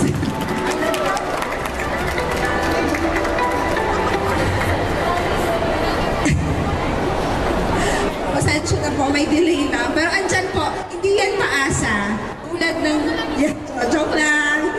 Ayan, diba nakikita nyo, meron na kayo tote bag. Pwede na kayo mag-market dito sa La Vida, home o ng TTI. And also we have 5 mugs and 5 tote bags na ipaparaffle. Okay, so yung muna is yung, nasan si Joseph? Andito ba si Joseph? Parang wala. Wala! Okay, more to go! Ayan, si Mr. Louis Jean. Lalaki ba babae? Ay, babae! Okay, may right ka, be. Pili ka, mug or tote bag. Magkakape ka o magsha-shopping? Tote bag na lang? Sige na, muna. Punta ka na dito, i-claim mo na, B. It's your right. Parang hindi naman siya excited. Nanalo siya, B. Nakinig lang, meron ng pamag. Ayan. Okay, okay na po. Next naman, we have Mr. Oh, wow, Ma'am Rachel. Naglalamang ang ating teacher. Pero syempre, nakinig din naman siya. Tote bag, ay gusto niyo ba po? Yung next po, tote bag na. Maubos yung mug natin. Ano na tayo? Palit-palitan. Miss Alma Morata. Nandiyan ko sa mga.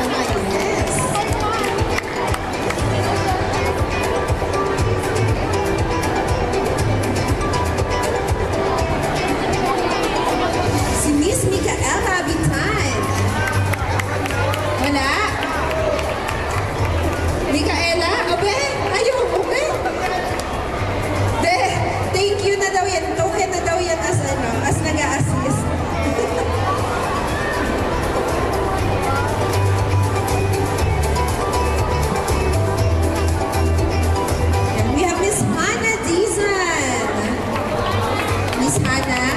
Yes. Wala na, umuubos na din. Oo. So yung remaining, ayan.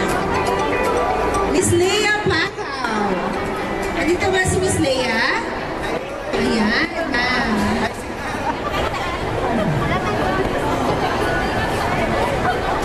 Diba? Okay, so ubos na ba ang map? Pasensya na, hindi kayo munang nakuha. Si Miss Alexis Gale. Next. Mabilisan na tayo.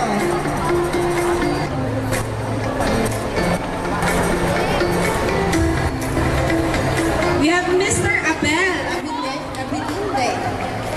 Asan si Sir? Ayan, o diba?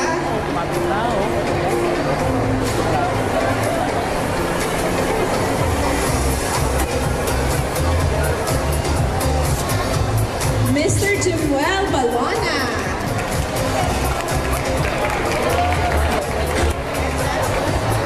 Last na.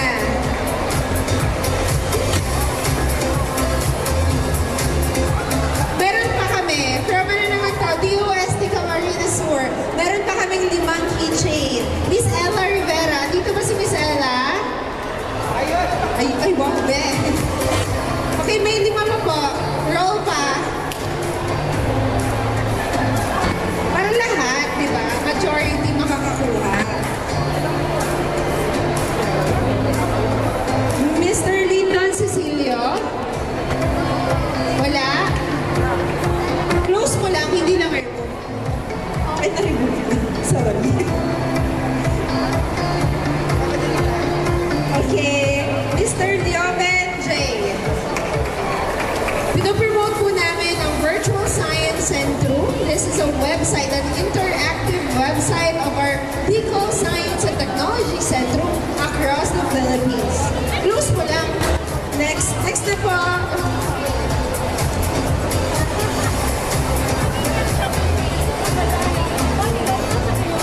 We have Miss Summer Dakuya. Saan si Miss Summer? Andito ba si Miss Summer? Ay, dyan. Sige po.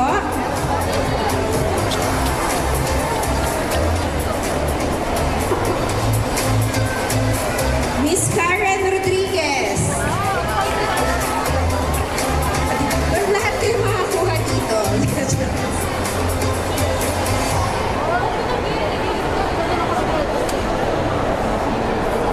Two more. Miss Joanna Marie Panuncio. Ayan. Last one.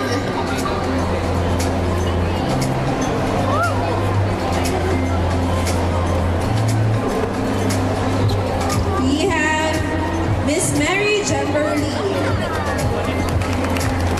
Sanduco. Ayan. So thank you guys. So we'll now proceed with our third speaker. And so for our third session focuses on one of the most transformative technologies of our time, artificial intelligence. So let me introduce our speaker for today. Our speaker is the founder of the online Bicolano Workers Community and the head of Online Creative Solutions, an online marketing agency for hotels and resorts across the Philippines, such as Puma Hotel, Residences, Calia Real Hotels Coron, Villa Excellence Wave Pool Resort, Azalea Resorts Baguio, and Boracay. He has also served as online marketing mentor or coach for Go Negosyo, DDI Comsur, DICT LC3, DA, ATI Bicol, and CDA Bicol. Lastly, he is a co-founder of the startups Gia App, a hyper-local rewards and discovery app incubated under AIM DBI Cohort 2022, and Muramart, a hyper-local agri-supply chain optimization app, which was part of DOST SGF or Startup Grant Fund Program Cohort of 2022. Let's welcome our speaker, Mr. Bryden Elizan.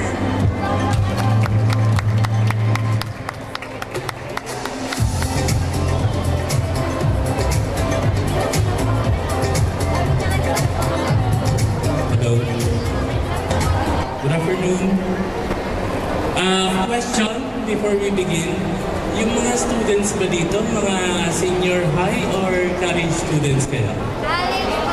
College students. Anong school po? Sinong Ateneo? NCF? UNC? Ano yung iba? Discuss? CSPC? Okay. So, mga college students. Okay. So, yun. My topic for today is AI in education. I'm sure marami na sa inyo yung partly familiar na sa AI. Matanong ko lang po, sino yung gumamit na kay ChatGPT? Pakitaas yung kamay. Saan nyo ginamit? Pang ano ba? Panggawa ng essay sa school? Sino gumamit na kay Gemini? Sora? Nano Banana? Hindi nyo alam si Nano Banana? Yung mga image generation, may gumamit na ba sa inyo dito? Gumawa ng profile pic na AI generated? Wala pa? Ayun. So I'm sure yan. Alam ko, familiar kayo sa AI dito. So yan about me. Na-mention na kanina. So we are an online marketing agency also based in Naga City. But we serve resorts and hotels all across the Philippines like Azalea Boracay, Azalea Baguio, Calle Real Hotels, Coron, etc. I also serve as a mentor for some government agencies. Yung mga students dito na may interest sa online marketing, may course po yung DICT, I think next month, about AI in social media marketing. So meron akong vested interest sa AI in education because licensee kami ng isang review business, particularly the UBCAT review business. So every year, nagre-review kami ng students who are going to take the UBCAT. And for the past 2 years, medyo praning ako sa AI and its impact in education dahil dito. Kayo yung first batches ng mga college students or graduating students na may possibility na paglabas nyo ng college, hindi na nag-exist yung pinag-aralan nyo na trabaho. Di ba? Ano bang balak yung course na kunin sa college? Sino yung balak mag-architect? Sino? Accounting. Sino yung balak mag-accounting? Engineering. Sino yung balak mag-engineering? Parang wala yata kayong balak. Ay, sino yung ano? Ano yung mga course nyo, mga college students na pala kayo? Ano yung mga course nyo? Ano pa?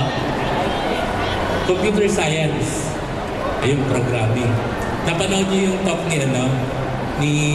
yung sa NVIDIA, yung CEO, about programming. Medyo may kababa na pumasok sa dibdib nyo. Mag-exist pa ba yung programming as it is after you graduate? Or AI na yung nag-code by the time you graduate. So yan yung basic question namin every year pag nagre-review kami ng students. Kasi on our part, kami na nasa workplace na, ramdam namin na naglalagasan na yung mga roles sa job market. In fact, kami sa agency may mga tinatanggal na kaming roles. Yung dating content creators, nagiging content admins na. Yung mga dating graphics artists, na-transition na sila to AI-powered na graphics artists, etc. So, itong question na to, kayong college students, dapat palagi itong nasa isip nyo.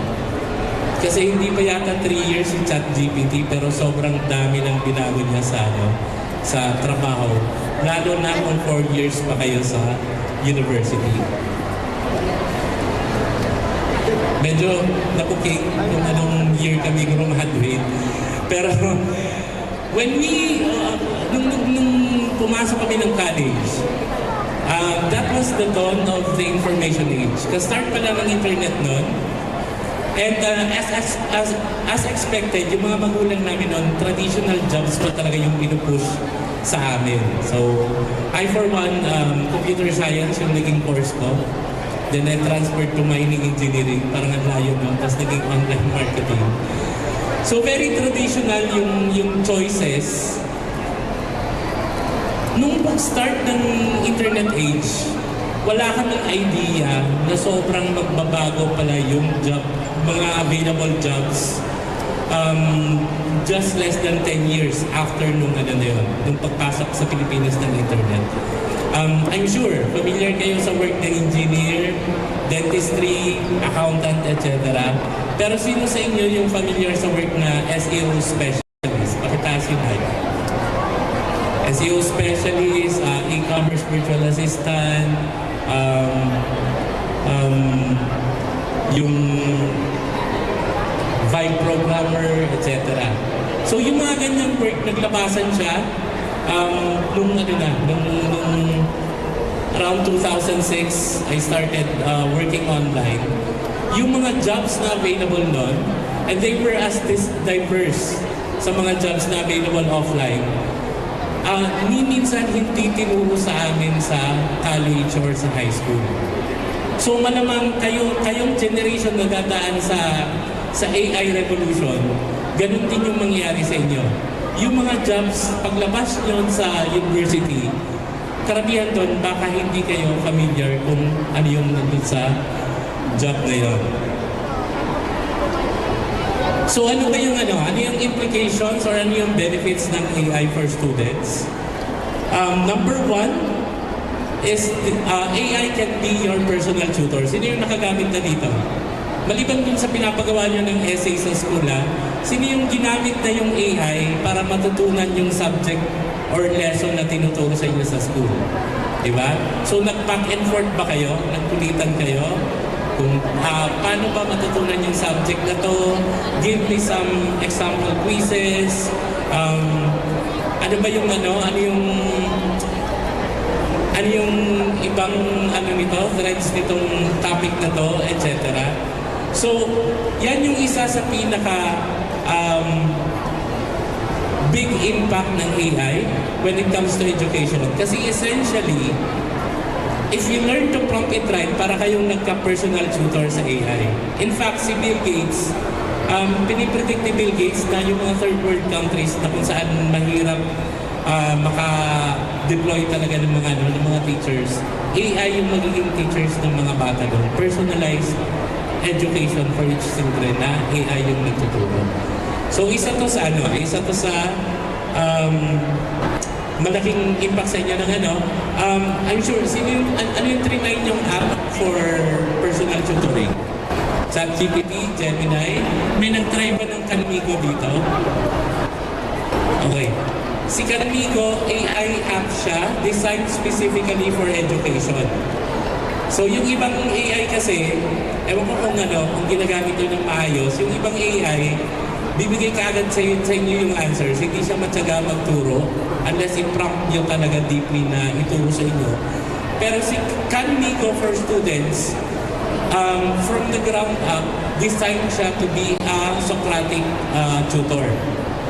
So talagang siya, hindi niya ibibigay sa inyo yung answer, at kung may sagot man kayong binigay, magtatanong siya sa inyo kung bakit yun yung sagot niya. Ipapadefend niya yung answer sa inyo.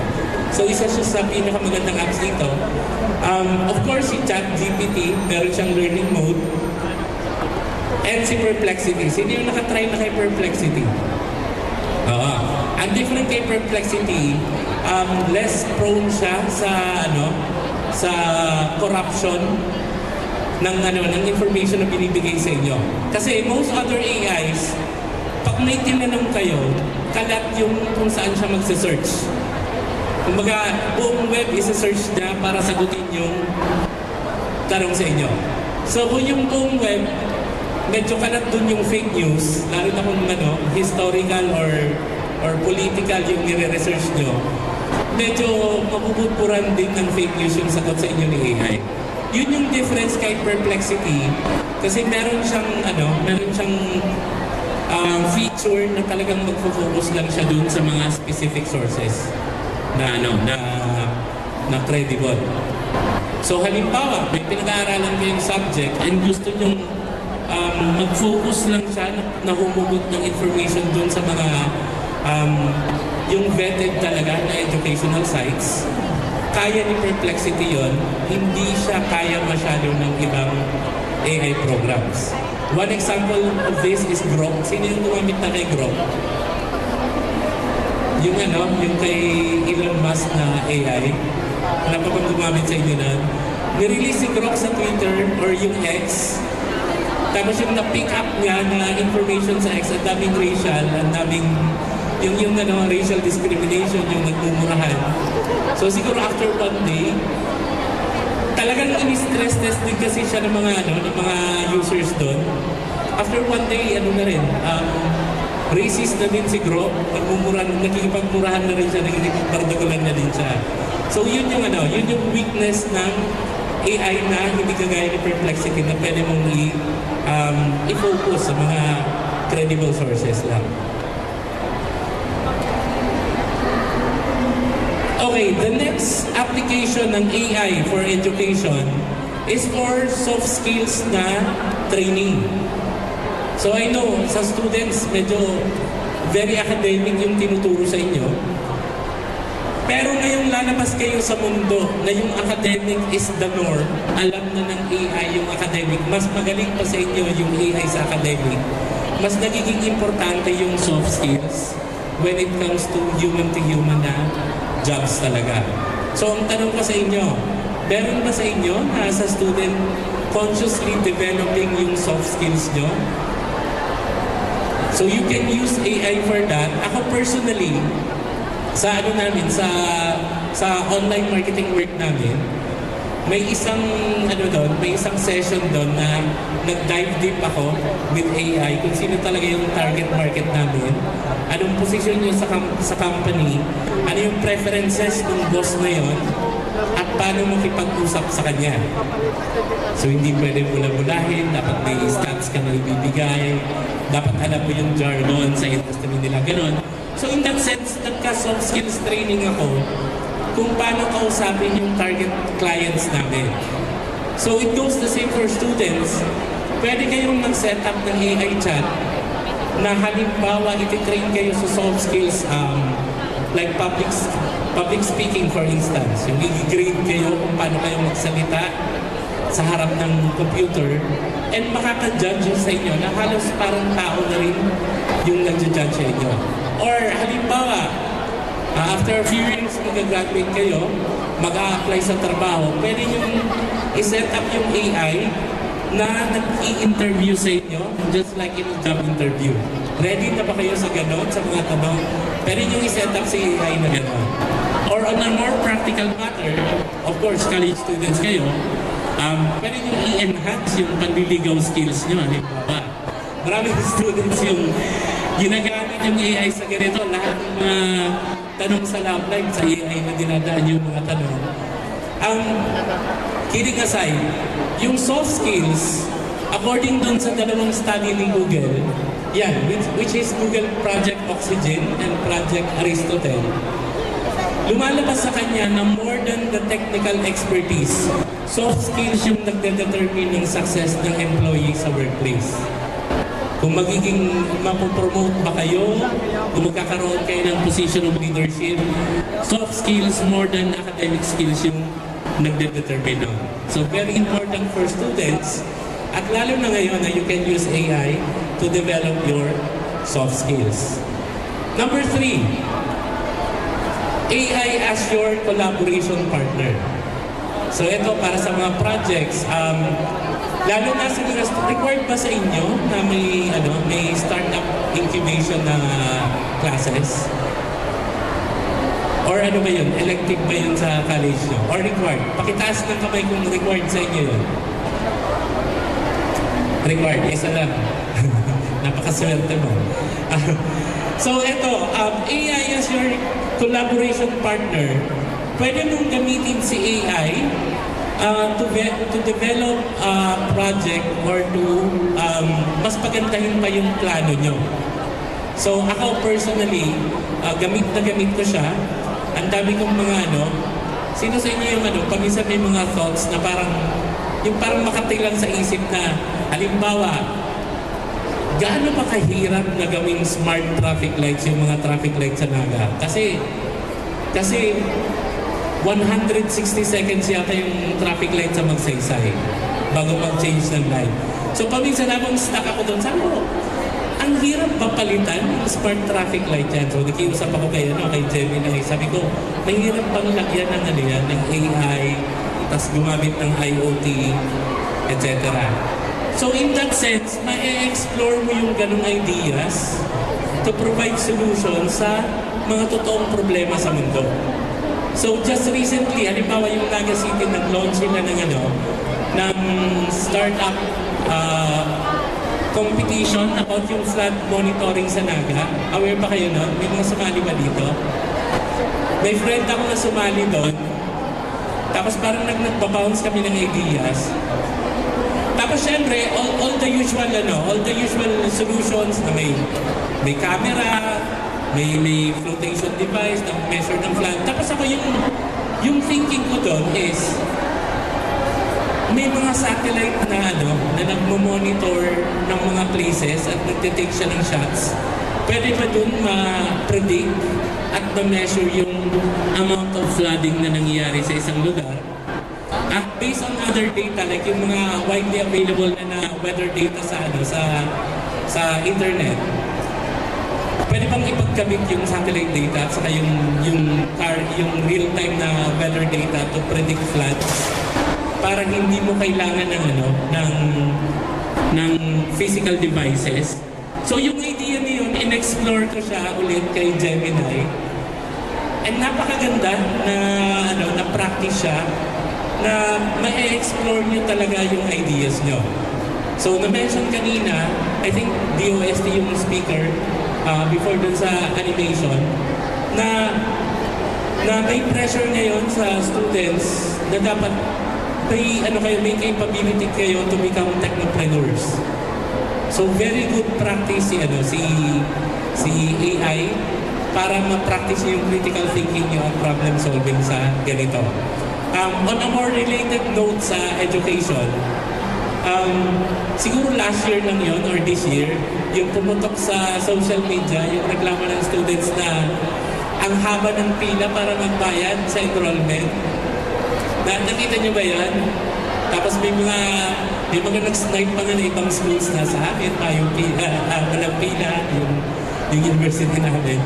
So yung mga ganun, parang ano ba yung solutions na pwede sa mga ganung problema na magbe-benefit talaga yung community. So that's one of the very good use cases ng AI for students. So on our work, ginamit namin ito sa client marketing research. May mga in-automate kami na parts doon. And yung hindi namin matapos-tapos ng price projection sa gulay. So dinaan namin sa AI at AI na yung gumawa ng projection. Hindi siya possible kung ang hirap kung hindi AI yung ginagamit mo.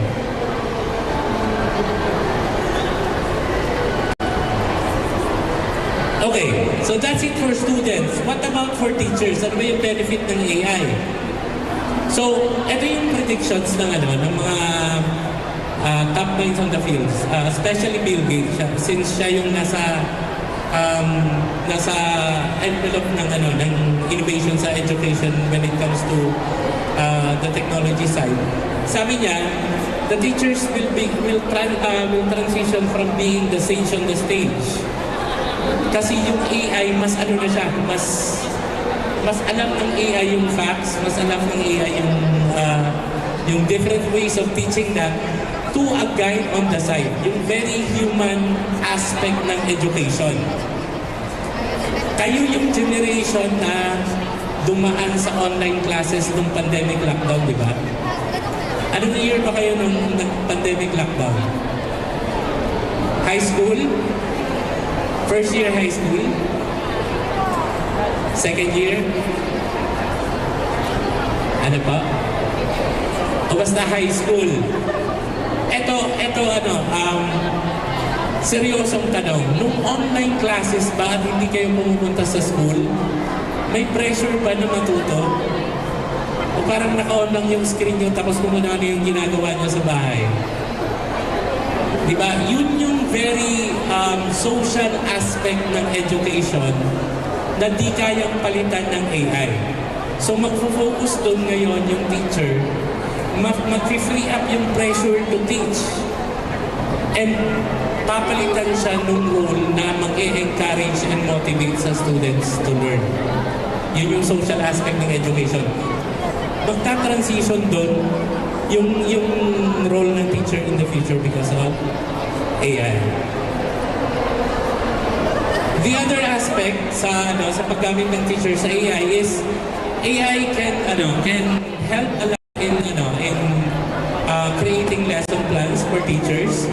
Ako personally, gamit na gamit ko ito, lalo na nung na-assign yung topic dito sa akin. Sabi ko, online marketing yung online marketing yung background ko.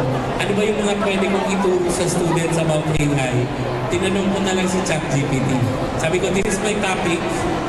Ano yung mga pwede kong i-discuss?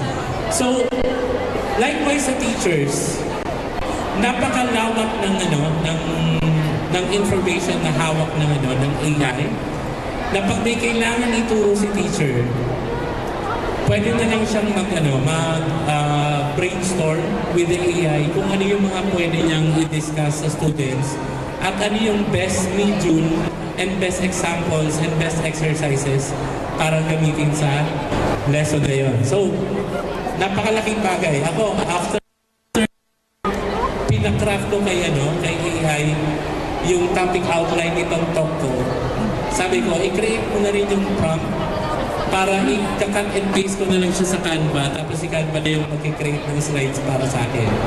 So ginawa na ko ni AI, pinaste ko kay Canva at nagawa yung presentation na yan. So for teachers, napakalaking tulong to, napakalaking shortcut sa paggawa ng lesson material. Siguro all in all, inabot lang ko ng 3 hours para mabuo yung presentation na to. Another example na magagamit ng teacher yung AI. Meron kasing tinatawag sa AI sa AI chatbots na gumagawa siya ng custom chatbots. Yung parang si AI may preloaded questions na pwedeng, halimbawa after the lesson, instead of giving you an assignment, bibigyan na lang kayo ng teacher ng AI chatbot link na may custom question si AI na parang magbaback and forth na tatanungin ka about a topic. So, for our clients sa marketing, meron akong custom chatbot na tinatanong, sino ba yung target market mo? Saan ba yung geographic location ng business mo? Ano ba yung unique selling proposition ng business mo, etc.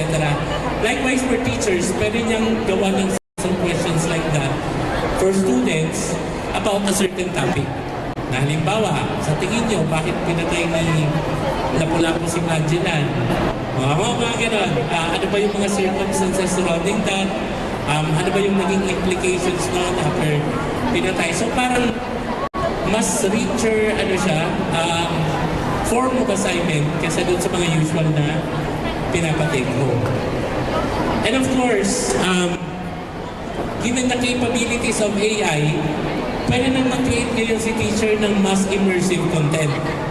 So halimbawa, history teacher nyo, imbis na magle-lecture lang siya in front of the class, pwede na siyang magpagawa ng video sa AI tungkol dun sa sa historical topic na yun. Number 3 for educators, a benefit ng AI, the AI can serve as an executive assistant. So napakalaking bagay ito. Naalala ko nung last time na nagturo ako sa DACT, it was for 24 days. And meron ako, I think, 30 students. Mas mahirap pa sa akin yung natapos na yung training at kailangan kong gumawa ng report cards kaysa dun sa nagtuturo ako. So, yung aspect na yon, yung pag-grade, yung pag-personalize ng recommendations, yung pag-assess ng submissions, pwede nang gawin ni AI. Pwede gumawa si teacher ng custom AI na mag-assist sa kanya sa gawa nun. So, pwede na rin yung big data analytics, naintindihan ba talaga ito ng students na to. Kung may isi-tutor ako for additional lessons, sino ba yung iiwalay ko sa students? Ano ba yung pwede kong i-discuss sa kanila para mas ma-deepen your topic? Or saan pa sila nagsimula na hindi naintindihan yung lesson? So, pwede na ngayon gawa ng teachers to. Imagine for a teacher na parang may assistant ka na I think ChatGPT is only $20 a month. For $1,000 a month, para ka nang may all-around assistant na tumutulong sa'yo gumawa ng lesson plan, pag-grade, pag-assess ng students, etc. So, napakalaking bagay siya na malibre yung time ng teachers to do the things na mas importante para matuto yung mga bata. So, a few years from now, ano na ba yung magiging itsura ng schools natin? So, let's say 10 to 15 years, sino yung nakapanood dito nitong movie na to? Yung Ready Player One. Diba? Parang may susuot lang siya ng gadget, tapos nasa metaverse na siya. And in fact, ginagawa na siya ngayon. Yung Nvidia, gumagawa na siya ng virtual worlds na talaga nakaload yung physics, nakaload yung parang totoong mundo siya. So, possible na ganito yung magiging school na very immersive na. So, ganyan. Yung mga dating mahirap ituro, like for medical students, yung pag-surgery, yung nursing. I remember yung kapatid ko, graduate na siya ng nursing, nag-OJT, niya lang nalaman na trauma pala siya pag nagtutusok sa pasyente. Doon niya lang nalaman na ayaw niya yung trabahong nursing, kaya naging graphics artist siya. So sa inyo na students,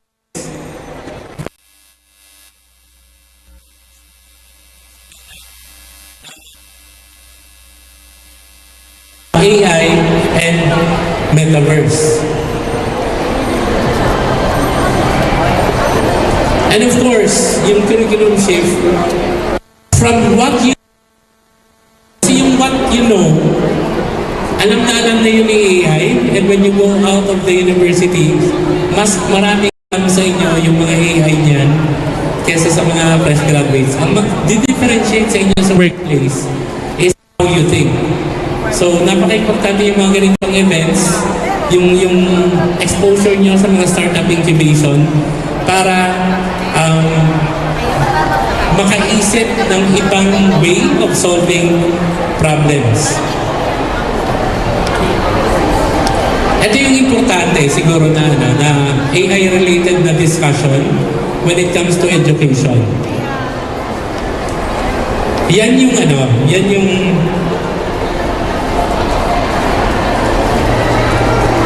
tao, yung IQ ng PhD na tao, nandito yung general college graduate, 120 yung IQ. Yan yung IQ ng mga chatbots na available online ngayon. So may mga chatbots na genius level na sila, nasa level na ni Einstein. Yan si O3 Mini, yung GPT-5, yung Grok 3000, etc. So, keep in mind, ang daling i-duplicate ng isang AI na may ganyang IQ. Paglabas nyo sa school, ano ang laban nyo sa isang mundo na nagkalat yung ganyang kadaming AI na ganyan yung IQ? Diba? So, hindi na lang talaga academics yung kailangan yung pag-isipan while in college kayo. Sabi dito, siya yung CEO ng Claude na AI. Sabi niya, AI could wipe out half of all entry-level white-collar jobs. Take note, white-collar jobs ito. So, nandito yung programming, nandito yung medicine, nandito yung engineering, nandito yung architecture, etc. Kayo yung generation na mag-face ng ganitong job market. So, hindi na viable na option for the students now yung concept na quiet quitting. Di ba, ano siya, kalat siya sa internet, na parang gagawin ko lang yung trabaho mo, tapos uuwi ako, gano'n. Kung hindi ka interesado sa kurso mo, at wala kang mako-contribute na something meaningful dun sa trabaho mo, hindi na siya afford ng employee pag nandyan na si AI. Kasi gusto mong sabihin niyan, kayang-kaya ni AI kunin yung trabaho mo na ganyang level lang yung dedication niyo. Yung difference ng students ngayon is dapat nandun kayo sa palaging cutting edge na ano yung madadagdag ko sa trabaho ko. And AI could be your friend pagdating dito na ma-justify yung ano nyo, yung position nyo sa work in the future. So ito, kailangan yung pag-isipan. Nila-lecture namin ito sa students namin. Yung college course mo ba, ito kasi yung dalawang characteristics na kung saan masasabi mo na safe AI yung course. Number one, activity or strategy yung course mo. Kayo ba yung course na nandun na kailangan yung high creativity or strategy?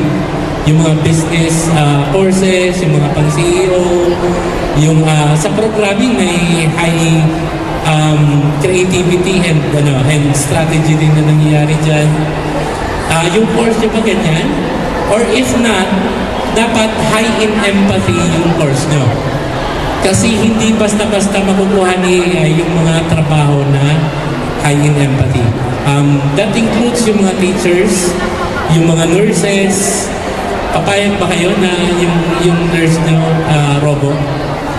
Or yung doctor naman sa surgery sa inyo, robot na basta lang gugupitin yung katawan nyo?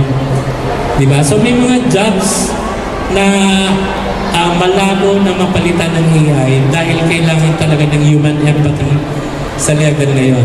So these are the example na jobs na safe sa ganyan.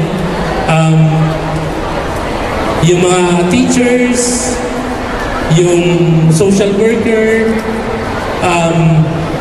yung mga sa business, etc. So ano ba yung mga characteristics na magse-separate sa atin from AI? Yan yung empathic connection, ethical reasoning, creative vision, and complex judgment. Siguraduhin nyo na nasa kurso nyo yun ngayon. Otherwise, susceptible kayo na lamunin yung pinag-aaralan nyo na AI yung nagtatrabaho dyan in the future. So dapat pala yung tinatanong nyo sa sarili nyo ngayon, hindi not what I want to be. Gusto ko maging doktor, etc. But what problems do I want to solve? Yun dapat yung tinatanong nyo. Kasi that means hindi basic yung interest nyo sa profession nyo at interested kayo na mas makakontribute pa sa magiging line of work nyo. Ayan. Maraming salamat po.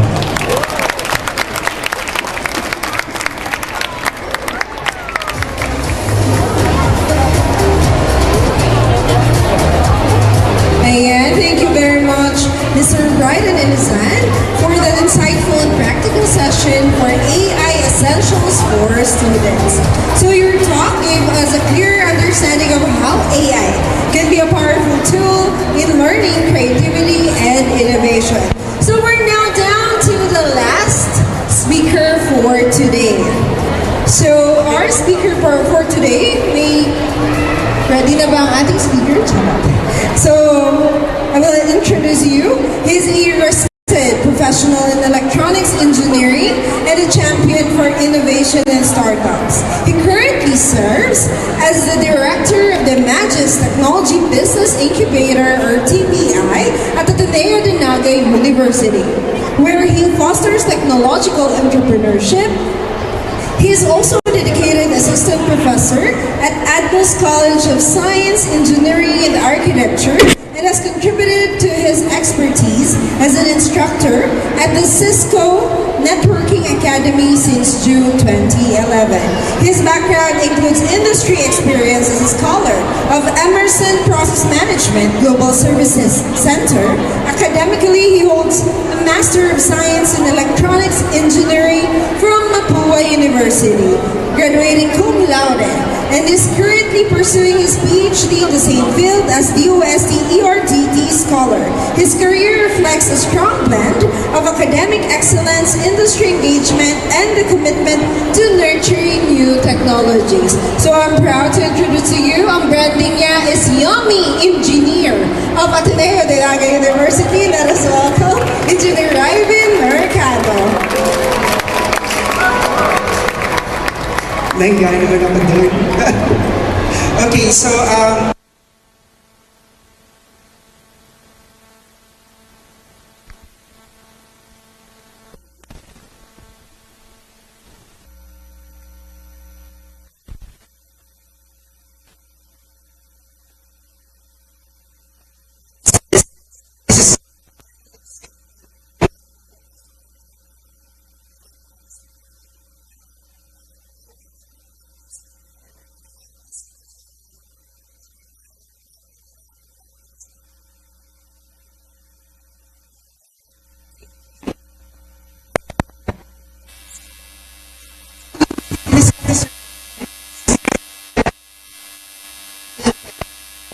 affirming what he said. Kasi yun, nagkataon, di kami nag-usap, but parehas yung aming message na kailangan i-convey to at least malaman ng world. Next slide, please.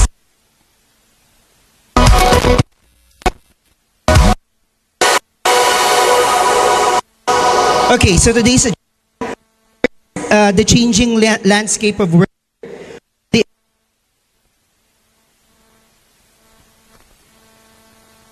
Stories in the Philippines, entrepreneurial skills and mindset, opportunity for students, and strengthening the Bicol startup ecosystem.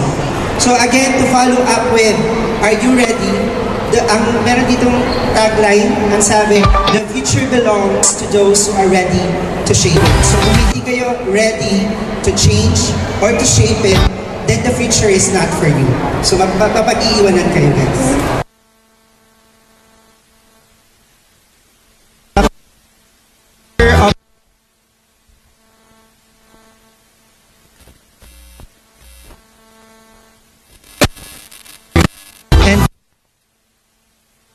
Guys, because of the effect of certain changes in the industry in terms of technological trends. One of which is yung AI. Next, please.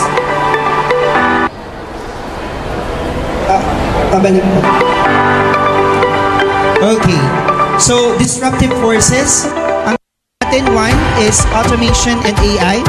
It transforms industries through intelligent systems and automated processes. Medyo na-mention na ni Sir Biden yung effect ng AI. Actually, according to McKinsey & Company, which is one of the biggest consulting firms in the world, around 14% or 375 million of the global workforce by 2030 will be outplaced by automation and AI. Kaya i-re-echo ko yung sinabi ni Sir Biden, yung bang potential work or prospect job nyo, is it something na baka ma-outplace ng AI and you really have to be critical about it.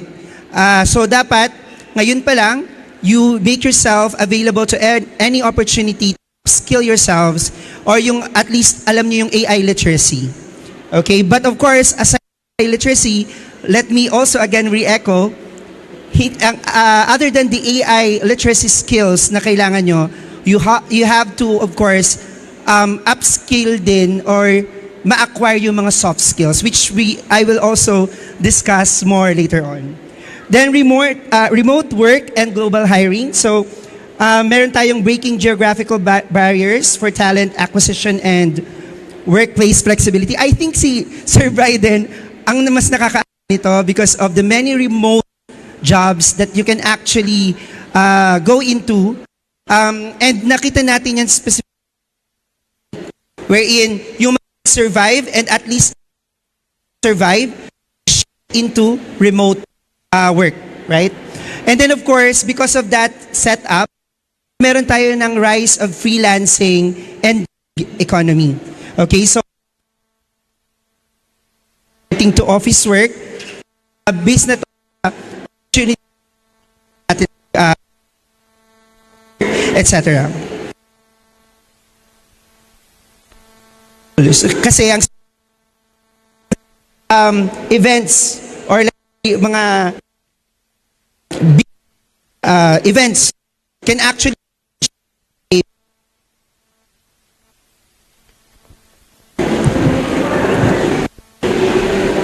okay, ako na, para hindi na magulo.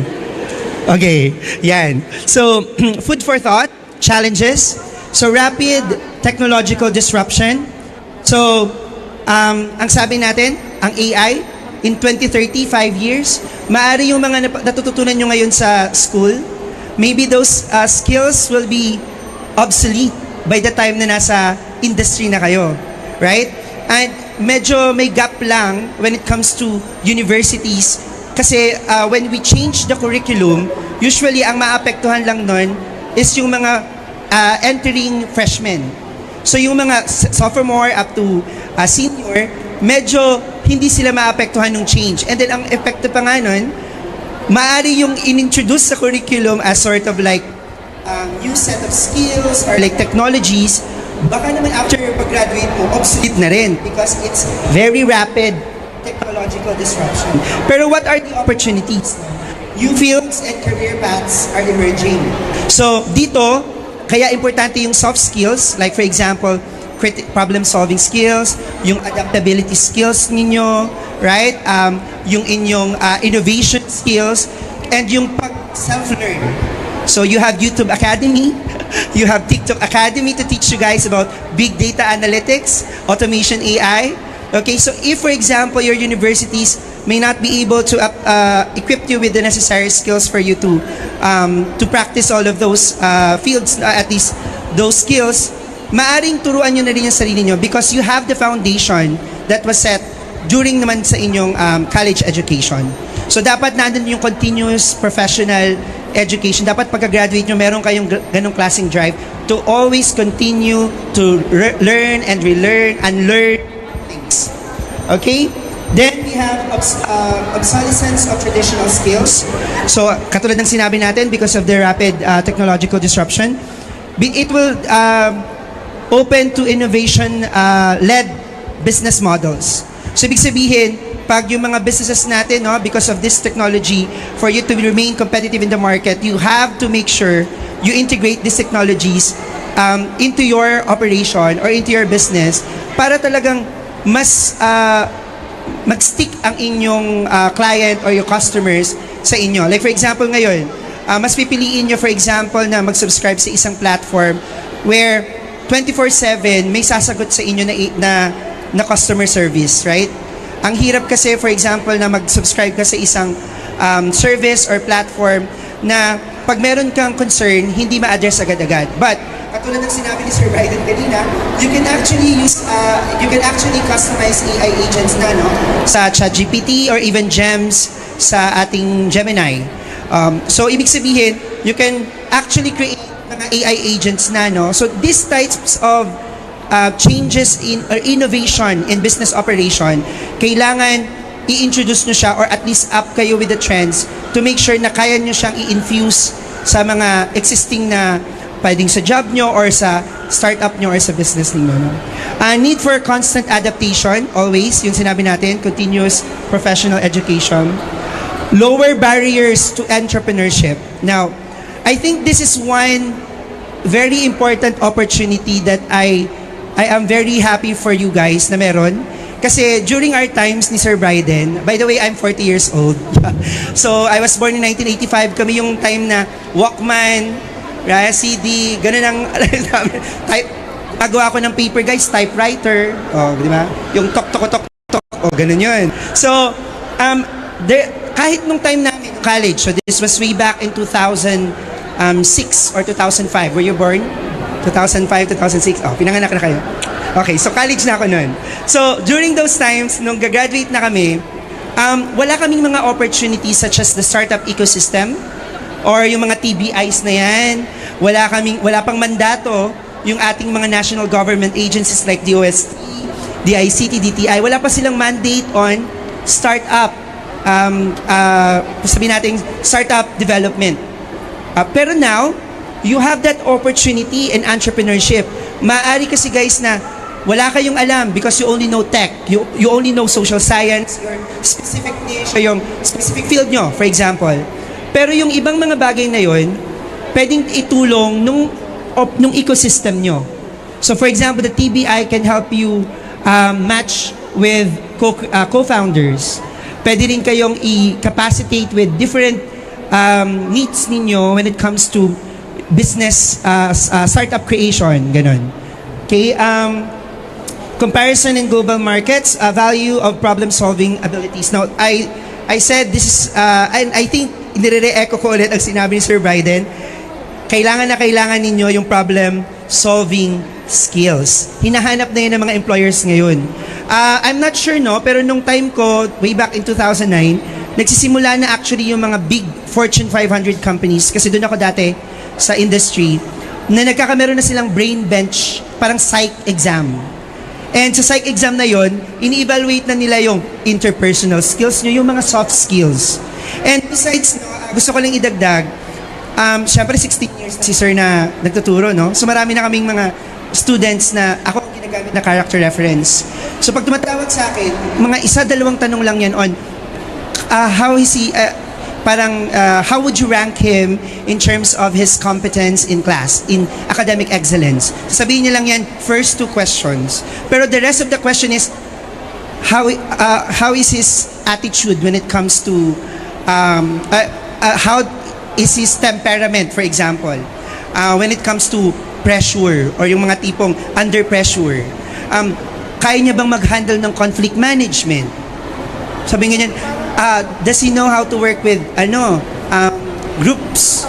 Pag nakikita mo siya in group activities, does he work well with groups? Sabi ko, so nakikita mo na yung trend. Maraming questions on soft skills. So, lalo na ngayon, nung time na yun, nung time namin, tinatanong na siya para siguro sa mga managerial or yung mga, kasi yun ang nakikita parang medyo, parang project leader type. Ngayon pa kaya na meron ng AI, na parang yung ibang aspeto ng skills ninyo and competences can actually be done by AI. So soft skills are very important. So let me just read this. This changing landscape provides both a challenge and an opportunity for you. So acquiring relevant skills, which I told you, AI literacy and yung soft skills, or gawin na lang natin hindi soft skills but entrepreneurial skills or entrepreneurial leadership skills. So again, AI literacy and entrepreneurial leadership skills about industry trends will help you to stay ahead of the game. Kasi for example, guys, pumasok kayo sa isang company and because you are always updated with the trends and alam nyo kung ano ang nangyayari like ano yung mga magdi-disrupt sa industry, alam nyo kung kailan mag-jump ng ship. 'Di ba? So, kailangan mo ng, alis na ako sa company ko. There's no future for me in this company. Baka pa may eventually mawala itong company na to or kasi wala pala silang strategic direction for itong disruption ng technology. Katulad ng Kodak. A very good example is Kodak. Ang Kodak, nung time namin, pag sinabi mong Kodak, para yung toothpaste. Anong toothpaste mo? Colgate. Di ba? Yung parang ganun time namin. Mag-Colgate tayo, ganun. Philippinism, right? Ang Kodak noon, pag sinabi mo Kodak, yan yung standard for camera. Pero hindi sila embrace ng change sa innovation. So what happened to them? Ang pagkakaalam ko, correct me if I'm wrong, you can check it with ChatGPT and Gemini. Merong entrepreneur sa loob ng Kodak na nagpropose on digital camera or digital pictures, no? Syempre, dahil sila yung comfortable siguro sila sa kanilang usual operation sa kanilang business, no? Hindi nila masyadong pinansin. Tingnan nyo nangyari sa kanila, right?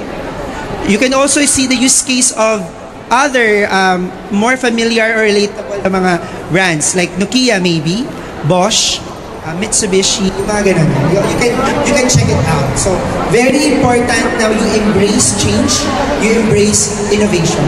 Next please. Hindi na pala. Ayan.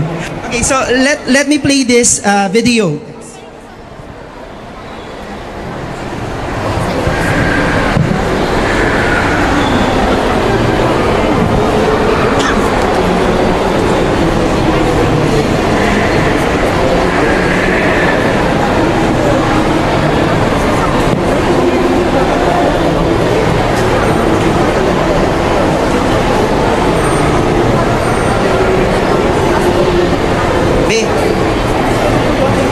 Ako na lang, wait.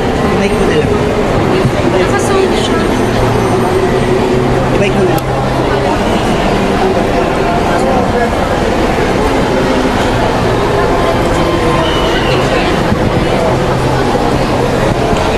Ay, hindi nag-audio dito. Hindi na talaga siya. Quote Elon Musk, I don't care about degrees. I care about problem-solving ability.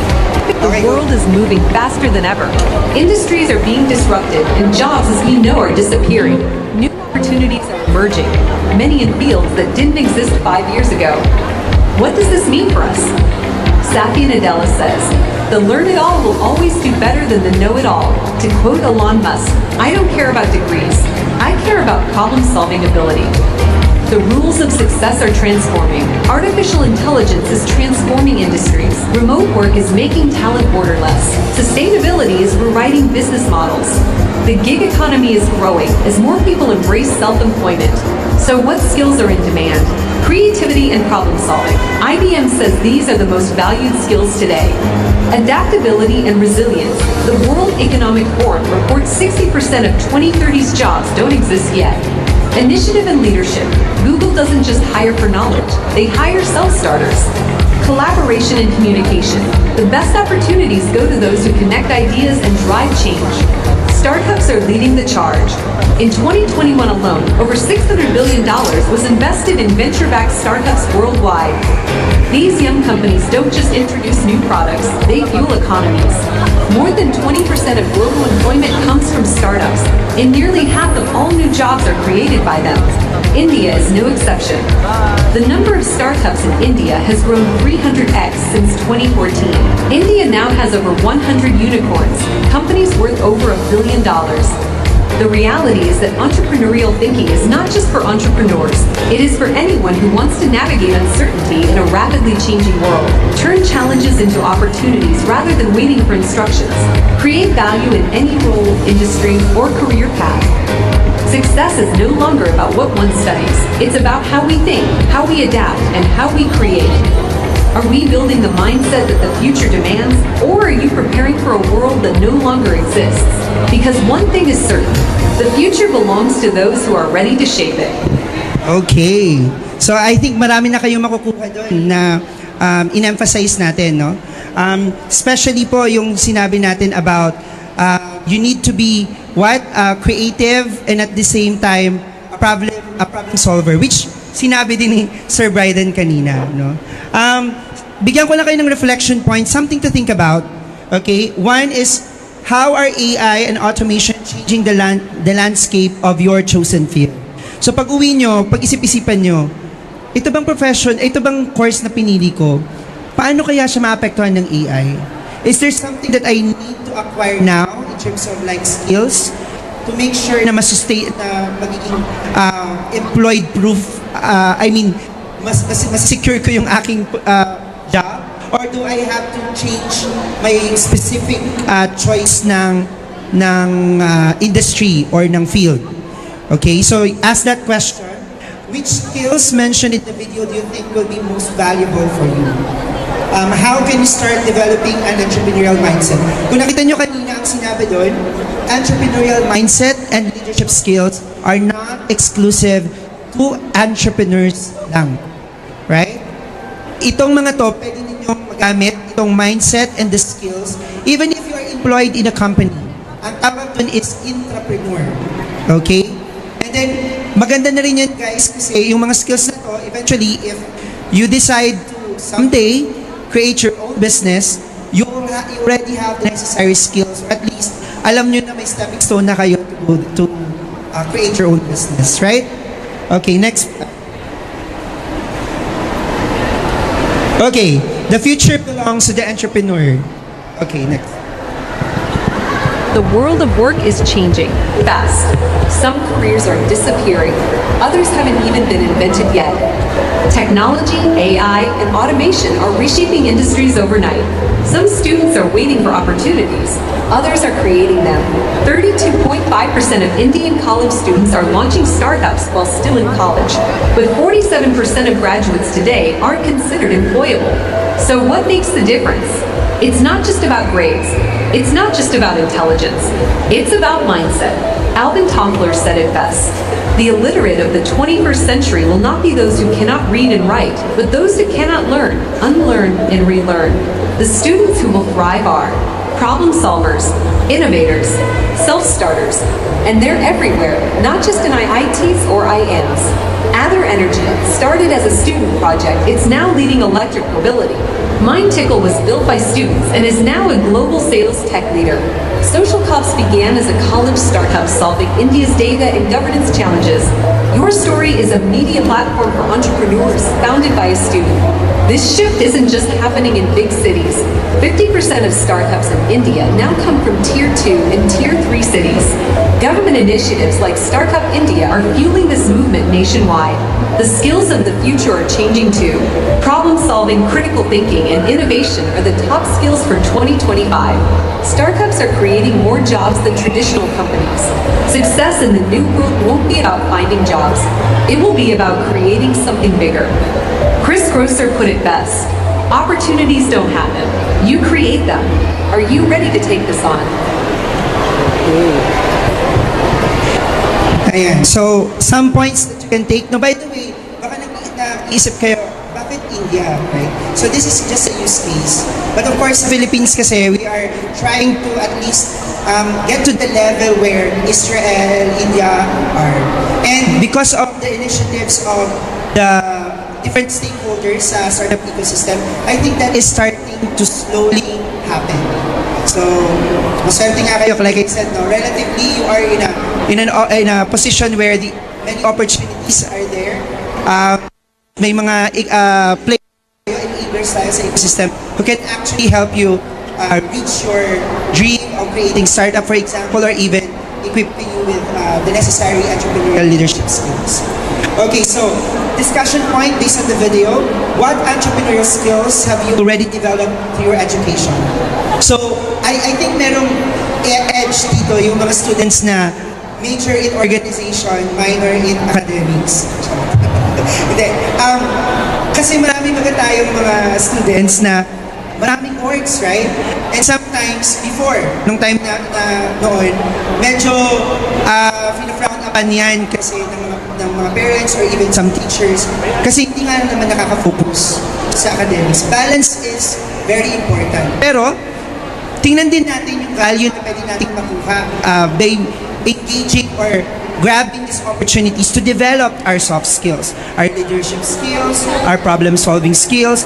Lahat ito pwede niyong ma-acquire pag nagpa-participate kayo sa mga ganyang klaseng organizations, may it be co-curricular or extracurricular. So, ang tanong ko sa inyo, do you think, based doon sa mga sinabi, communication, collaboration, innovation, problem-solving, critical analysis, adaptability, are this, do you think, sa mga organizations nyo or sa involvement nyo sa university nyo or sa school nyo, na-acquire nyo na ba itong skills na to? Right? Okay, next is entrepreneurship is just about starting business or is a broader mindset. Hindi lang siya start-up. Katulad ng sinabi ko kanina, pwede kasing maging employee ka sa isang malaking company, but you are entrepreneur where you contribute to the goods and services that make impact. So, kailangan mo pa rin yung entrepreneurial mindset and entrepreneurial leadership skill na yun. And how can you apply problem solving and innovation in your current activities? Okay. So, opportunities don't happen, you create them. Yan yung sinabi dun sa video. Abo. Okay. Okay. So, i-emphasize lang natin to, no? Based doon sa video, groundbreaking ventures from campus, no? Great businesses don't always start in boardrooms. Okay? Some are born on campus, fueled by late-night brainstorming sessions, curiosity and problem-solving mindset, drive to create a real-world impact, and young founders who didn't wait for the perfect moment. A very good example of this siguro, yung something that all of us can relate to is Facebook. Napanood niyo ba yun? Yung, ano ba yung movie na yun? Yung, I forgot yung pangalan ng movie. But yung story ni Mark Zuckerberg, di ba? In terms of like where he created it, di ba? Nasa, ano siya? I'm not saying you drop out. Don't do that. I'm just saying, guys, na may mga startups or ventures that actually come out of students. And that is the reason why yung mga TBIs like Adno Magis TBI, CSPC ASOC TBI, NCF Tigre, and of course, yung iba pang members ng Iconics, UNC, BISCAS, as Parso, si Biswa, all of the 7 members of the Iconics. Kaya nagkakameron ng initiative to push for TBI programs. Because we want to make, at least, baka lang naman, ang isa sa mga susunod na unicorn, a valuation of $1 billion coming from CSPC ASOG, di ba? Or calling from Parsu, or BISCAS, or from ADNO, di ba? Wow. Yeah. So anyways. Okay, so Philippine Startup Case Studies. Meron tayong dalawang asset, alam ko dalawang unicorn. When you say unicorn, a valuation of $1 billion. So we have Gcash, Fintech, and then Maya. Pero alam mo nga, as of February 2025, nasa $5 billion na ba tong si Gcash? So,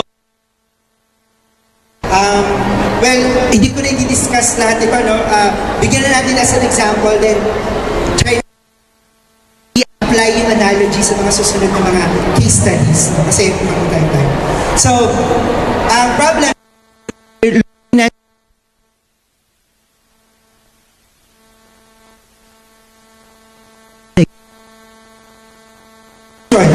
a full-featured mobile wallet app that enables cash in and out, bills payments, money transfer, shopping, savings, and investment.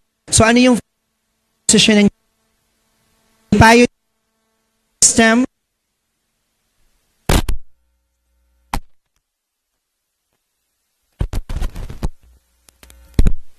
Example, yung mga sari-sari, ating mga kikikyam, yun. Fishball. Yun ang iniisip ko, fishball. Yan. So, ano yung technological innovation natin? They leverage AI, machine learning for intelligent fraud detection, personalized financial advisory, and data analysis to understand customer needs. Ito pala. Nakalagay pala, $5 billion. Ayan. Okay, angkas, right? So, wala pa tayo nandito, but something that we can relate siguro na meron dito, Grab. But this one is motorcycle, no? I remember, guys, when I was studying for my grad school, usually nag-Uber ako and nag-Grab. Pero from point A to point B, kunyari doon sa aking sa residence ko, baka sabihin niyo naman, sa residence ko papuntang SM Bikutan, minsan naabot ako ng 45 minutes to 1 hour because of traffic. Alam niyo na, Manila, di ba? Pero nung tinaray ko yung first time, yung angkas, umabot lang kami ng 20 minutes. Yun nga lang medyo kabado ako kasi parang ipis na gumaganong-ganon. Tapos may mga malalaking bus, right?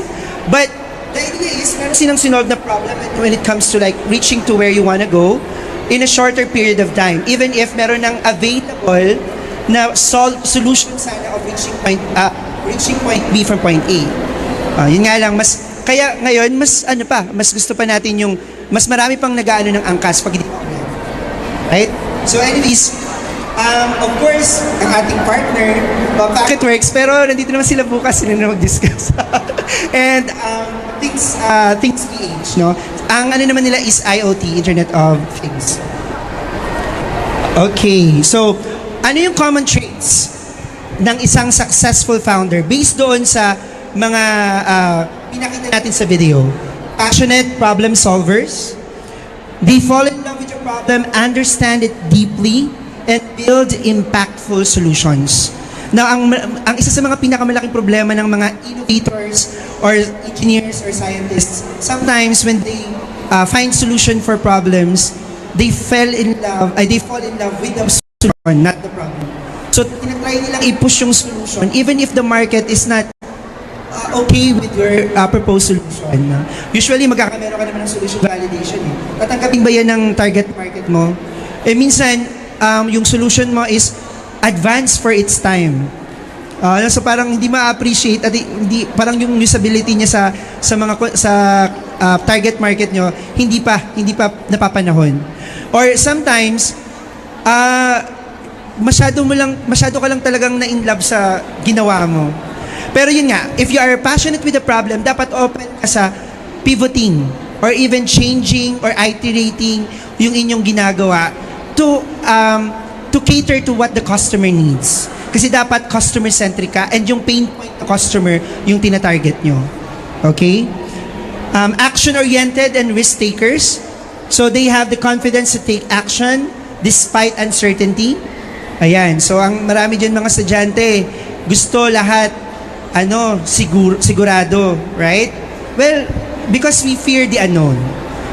That's a natural parang defense mechanism of human beings to always kind of safeguard ourselves into whatever is yung possible na danger. And pag may uncertainty kasi unknown, medyo fearful tayo doon, right? Pero ang kailangan nyo ma-recognize is the value of noble failure. O noble failure. So, okay lang mag-fail. Pero wag din naman masyadong sagarin yung failure, ha? So, okay lang mag-fail because sometimes yung failure yung magpupush sa inyo na maging better. Okay? And sabi nga nila, experience is the best teacher, no? So, okay lang na siguro sa context ng mag-take ako ng risk, I'll do my best, hindi try, I'll do my best, give it my all. If it fails, charge to experience, that'll build me up. And besides guys, tanungin niyo yung mga entrepreneurs na meron tayo sa mga booth pag umikot man kayo, o kung yung mga startups, ang dami sa kanila nag-fail. Pero yung nag-shape ng kanilang conviction, ng kanilang resilience and sustainability is yung kanilang experience of failing. Ayan. So adaptability, like I said, embrace uncertainty. No? Be like them. Kung gusto niyo mag-survive and maging the best version of yourselves, be like them, curious, and always take action. Because ideas are cheap. Katulad ng mga thesis natin, mga projects natin, sometimes we do them because it's part of our requirement, right? It's compliance. Yun lang yun. Pero hindi natin nakikita na yung mga ginawa pala nating project, kung na-commercialize pala siya, naging impactful sana, marami sana nakinabang. Right? Bakit hindi kino-commercialize? Because sa stagnant siya doon sa idea na compliance lang yan, submit lang yan. So, dahil hindi siya na-commercialize, you didn't take action. So, parang cheap lang yung no? Dahil hindi naman yun yung end, ang end dapat nun is, pag gumagawa kayo ng problem statement, objectives of the study, significance of the problem. Di ba dapat significance of the problem, impactful yung project? And I'm not saying na kayo lang yun, no? Because kami yun, actually, yung generation namin. Kasi sa generation namin, walang masyadong nagtatranslate into commercial products and services. So kayo, sinasabi ko sa inyo, importante na action is key. So please avail our services sa Adnomedges TVI and sa mga iba pang TVIs ninyo, no? Because we can help you do that. Okay, so entrepreneurial mindset for all. You don't have to build your own business to be entrepreneurial. Katulad ng sinasabi ko, you can be intrapreneur. So you can innovate within your companies. An example of this is yung Cheetos. Janitor siya doon sa parang company niya. Tapos ang nangyari sa kanya is, janitor siya, no? Nagtatry silang mag-create parang confectionery, yung mga Jack and Jill, Nova, Piatos, ganun. So nag-iisip sila ng bagong product. Dahil ang kanyang mindset is entrepreneurial and all those stuff, nag-propose siya ng parang variation ng chips, okay, which is yung Cheetos. Look at Cheetos now, di ba? Yan. Lead projects and initiatives on campus. Build solutions to problems in any role or industry, yung mga organizations. Okay? The entrepreneurial mindset is about creating value wherever you are. Okay, so 6 key entrepreneurial skill categories as aligned with the World Economic Forum's in-demand future skills. Hindi ko na ito isa-isahin, guys. I think kaya nyo nang i-interpret to on your own, but kasi kulang tayo ng oras, guys, no? Innovative thinking. Dapat innovative yung thinking. Resilience, strategic thinking, bias for action, hindi lang thinking na ideas are cheap, sabi natin, people skills, dapat marunong ako sa mga tao, makitao, makipag-usap sa tao. Okay? Tech savviness, you always have to make sure na medyo updated ka sa mga technologies na available. Okay? Okay, people skills. Importante yan guys kasi for example, magja-jump ship ka because you see na, parang sa direction ng company, walang masyadong embrace ng innovation. Parang feeling ko mag-fail to. So because of networking, dahil ang dami mong kinausap, maaring may ma-employ ka sa isang company na nakausap mo sa isang event na katulad nito. Right? So, yung mga introvert dyan, be ambiverts. Hindi, may mga ano yan guys, you can check with your guidance counselors and yung mga career placement ninyo. There are ways to improve kung anong type kayo ng personality nyo to improve your people skills and try to grab those opportunities, no? Okay. So, Core Skills 2025, again, World Economic Forum. Ito na guys, no, siguro in-enumerate, ikinilaster lang siya per skill. So, yun din lang naman siya, no? Okay. Kaya tinan nyo yung sinabi dito guys. Yung mga sinabi ni Sir Bryden. Creative thinking, itong sinabi ko kanina, lifelong learning. Yung you always have to learn, unlearn, and relearn. Di ba? Mga ganang mga bagay. Ayan, technological literacy, katulad ng AI literacy. Okay? Okay, so opportunities for students and startups. How can students turn tech ideas into businesses? So first, leverage university startup incubators, like for example, Dumagis TBI. Tadang! Yan. For mentorship, resources, and funding opportunities. By the way, guys, may partnership kami ng mga iba't ibang schools. All 7 schools, hanggang PARSU, and then si Biswa. We are looking into co-incubation. So, ibig sabihin, pag meron kayong isang startup idea, we are not competing with each other. We are actually going to help each other cater to what the student startups need. So kahit na from different school kayo, if kailangan nyo yung aming programs and services, we can embrace you. We can welcome you sa aming program. Okay? So, kausapin nyo na lang yung inyong mga TBI coordinators if, for example, kailangan nyo ng programs and services ng Dumagis TBI, ng CSPC ASOG, ng NCF. And of course, UNC, Biscas. Okay. Baka may sumama loob. Yan. Join innovative challenges, hackathons, and pitch competitions to validate ideas and gain visibility. So, ano ibig sabihin nito guys, no? Kung ako yung employer, nakita ko sa resume nyo na nag-participate kayo ng mga hackathons, ang assumption ko, ang implication nun, ay nag-undergo to ng ng bootcamp or ng training para sa hackathon. So therefore, pwede akong mag-assume na meron siyang mga soft skills brought about by joining hackathons and these activities. Di ba? So, yung call ng DOST kanina, join the hackathon. And then tactics, may hackathon. Actually, we have 3 hackathons ongoing. Lahat yun may cash prizes. So, kung ang motivation nyo is cash, but dapat doon tayo sa impact, yung impactful na solution. But maganda pa rin naman kasi na mayroong cash prize, right? So, mag-join kayo sa mga ganong mga events. Okay. Collaborate with local industries to solve real market problems and develop customer-focused solutions.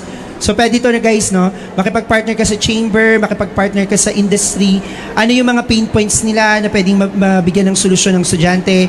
So, you can do reverse pitching. You can tell your teachers or even the faculty who are here, if you want to really make an impact, magandang strategy, yung you talk with your community partners, for example, ask them ano yung pain points nila and try to solve it for them. Or even yung mga partner industries. Tap into government programs like DOST, DTI, DICT, startup support initiatives. Kaya nandito guys sila, very supportive, DOST, DICT, and kakalat-kalat si Sexy Madel, DTI. Di ba? Ayan. So, there you go. So, academe, startup, collaboration, and advice. So, for effective collaboration, industry-informed curriculum, aligning academic programs with real industry needs. Ito po yung sa mga teachers, no? I think kailangan itong i-re-echo sa ating administrators. Kasi minsan meron ng gap sa kung ano ang demands ng industry sa ongoing na curriculum. Okay, cross-disciplinary projects, breaking silos between engineering, business, and design. So that's why ang makikita niyo sa mga TBI, usually they are working with at least 3 founding colleges. College of Computer Studies, College of Business and Accountancy, and College of Engineering Sciences and Architecture. Kasi usually, yung tech courses na dalawang college, tech colleges, and then yung business college, yun yung magpupush ng TBI. And then, yung ibang mga colleges, eventually sasama na lang din yun. Like for example, College of Law, College of Education. Kasi baka inisip nyo, sir, yung startups ba, tech startup lang yun? Paano sir yung nursing? Meron tayong mga pwede kayong gumawa ng healthcare app provider for pets, for humans, etc. Right? Meron din po tayo sa law. For example, meron kaming na-participatean na pag nag-picture ka pala ng isang MOA, hindi mo na kailangan pumunta sa isang actual lawyer kasi meron ka ng agent na magsasolve sa'yo or app na magsasabi sa iyo na, kulang ka ng provision on confidentiality, etc. Or mag-a-advise siya sa iyo na, meron kang loophole in terms of like, counterparts, etc. Okay, so, ibig sabihin, pwede rin yung College of Law, right? Etc. Research to market pathways, commercializing university innovation. Ano ba yun? Mentor network. Lobat na ba yun? Switch. Wait lang, time na. Okay lang.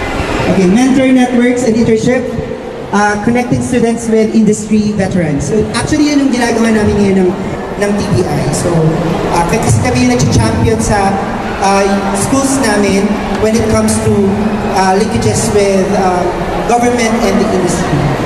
Ayan. So advice sa ating mga young innovators bago ka magtapos. I'm sorry if masyadong mabilis sir.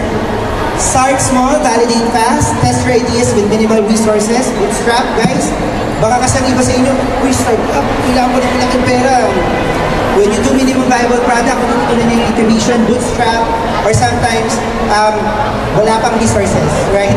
Gumamit kayo ng mga trial libre. Ngayon, pwede nang gumawa kayo ng prototyping using Firebase Studio ng Google. So kahit for example, wala kang background on dev, ilagay mo lang sa Firebase Studio kung ano gusto mong gawin ng app, gagawin niya na para sa inyo. Na-try niyo na ba yun guys? Yung Lovable and Firebase Studio ng Google? Look it up guys. Kasi ngayon, ang pag-develop ng platform and app, kaya nang gawin ng mga language learning models natin. Like Lovable and Firebase Studio. Okay, stay curious, keep learning. Okay, nasabi natin, build a diverse network. Okay? Kapalan ng mukha natin guys. No? Makipagkilat lang tayo sa lahat. Surround yourself with different perspectives. Take calculated risks. So risk taker, noble failure, it's okay. Innovation requires stepping out of comfort zones.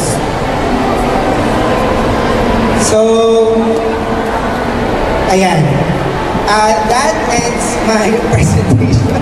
So thank you very much.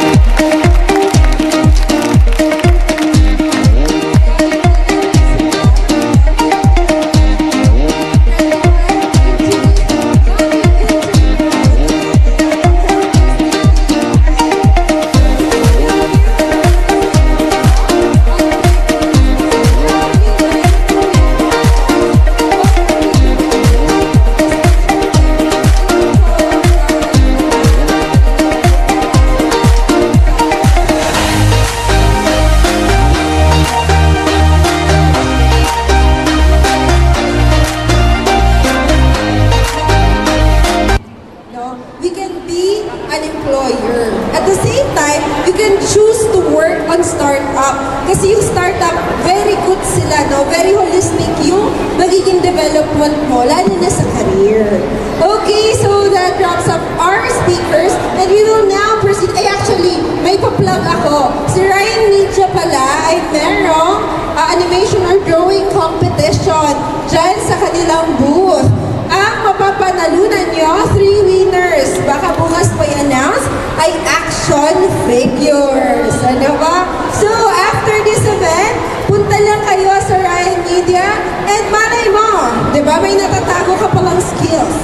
animation or digital design.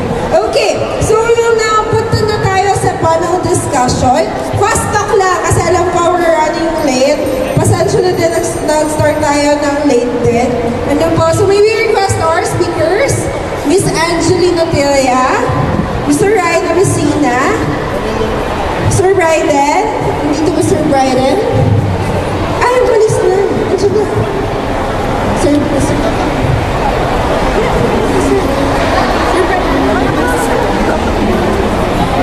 Sir Bryden, nandito po ba?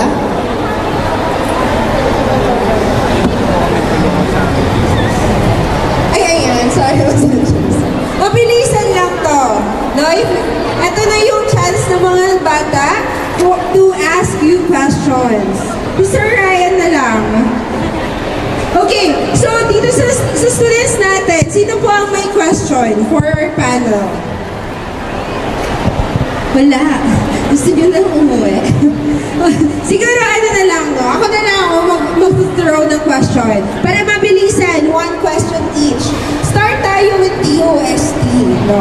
So, my question is, how can smart city initiatives inspire students and communities to engage more in innovation and technology-driven solutions? Thank you po. So yung Smart and Sustainable Communities Initiative na DOST is heavily centered on participatory solution provision. Parang ganun na po. So yung Smart Cities and Smart and Sustainable Communities namin nagsisimula talaga sa workshops and nagkakaroon ng public sector discussions. Kumbaga, dahil doon, nagsisurface talaga yung mga problema na relevant sa community. Kaya, through our initiative, nagkakaroon ng mas nai-involve, kumbaga, yung mga students at yung communities to work on the problem themselves. And I think it's very important kasi nagkakaroon ng sense of ownership yung ating mga stakeholders. Maraming salamat, Miss Angeline. So, keynote there is actually yung problem, no? Focus on the problem, guys. Kasi minsan, the academic sector usually generate a solution without a problem. So, nasasayang yung R&D nyo, yung mga thesis nyo. So, always ask, what is the problem? Tapos, dun kayo gagawa ng thesis nyo. No? And yung thesis nyo, malay nyo, pagkakitaan nyo. Okay, so for the next naman, ikaw na, since dito tayo. Okay, for young engineer of Ateneo Dinaga, what advice can you give students in your experience, no, and young innovators entering the tech startup space? Siguro ang isa is yung parang feeling na hindi mo deserve. Hindi kasi minsan ang mga estudyante, they have this feeling na parang kapag pumasok ako dyan, meron akong certain level of excellence something. So, nahihiya akong lumapit kasi baka I would sound dumb or baka mag-appear akong parang dequalified, no? Dapat maalis yun, no? I think, katulad ng sinabi kanina, importante yung curiosity and you keep on asking questions. And if may opportunities na like for example yung TBI sa ADNU, yung TBI sa iba pang mga schools ninyo, pag may mga programs and activities sa kanila, do not be shy or sort of like di naman embarrassed, but shy to participate and to ask questions. Kasi ang pinaka bottom line naman kasi is ano yung pwede kong makuha out of it. And I think yun din naman yung gusto nilang maibigay. Makuha niyo yung mga soft skills, yung lahat pang ibang mga pwede nilang ma-mentor sa inyo. So, I would advise everyone to be open and to take the risk of, being vulnerable and apply sa lahat ng programs. No? Involve yourselves sa mga activities na yun. Kasi you'll never know, guys. Once you put your one foot forward, no? Tapos, you just do your best. Sometimes, malalaman nyo na lang, meron pala akong potential doon. May mga nadidiscover kang new about yourself. Pero hindi nyo malalaman unless you try. You put your one step forward, right? So, please guys, if may mga activities ang ating respective DBIs, yung ating mga universities and schools, And if may program kami, DOST, DICT, yung Iconics, please participate. Kasi para din yun sa future nyo and sa future ng bansa. I thank you. Maraming salamat, Engineer Yummy. Okay, actually, cute din dyan talaga, no? Kay Puantang, kusog buot. Pag nagluwas ka ng college, kaipuhan mo din talaga ng kusog buot. Coming from mga gurang na, joke lang. Pero that's true, no? When you go out, kung masyado kang shy in your academics, paglabas mo, hindi na pwede ang shy. Kailangan kaya mong ibenta ang sarili mo. Diba? Kaya selling. Okay, so next naman for our AI specialist. Rise of AI, what key skills should students and educators prioritize? Ano po? So ano yung skills na kailangan nilang i-prioritize to stay future ready? Maraming skills eh. Oo, pero yung pinaka-prioritize. Nalista kanina yung maraming skills. Pero feeling ko yung pinaka-importante is yung ability na mag-adapt quickly. Kasi sobrang bilis na talaga ng galaw ng technology ngayon. As in nagtuturo ako halimbawa ng online marketing. Yung tinuturo ko last year, hindi na siya applicable this year. Ang daming nagbago sa Meta AI, sa advertising, etc. Meron ngang months last year na na-depress ako kasi nagbago lahat at bumagsak yung stats ng namin. So, kailangan ko mag-relearn. Siguro mga 2 months akong napraning dig through data, anong nagkamali, anong nagbago. Yun yung kailangan ng students ngayon. Yung meron kayong drive to learn and relearn and unlearn. Yun, nasabi ni Sir kanina.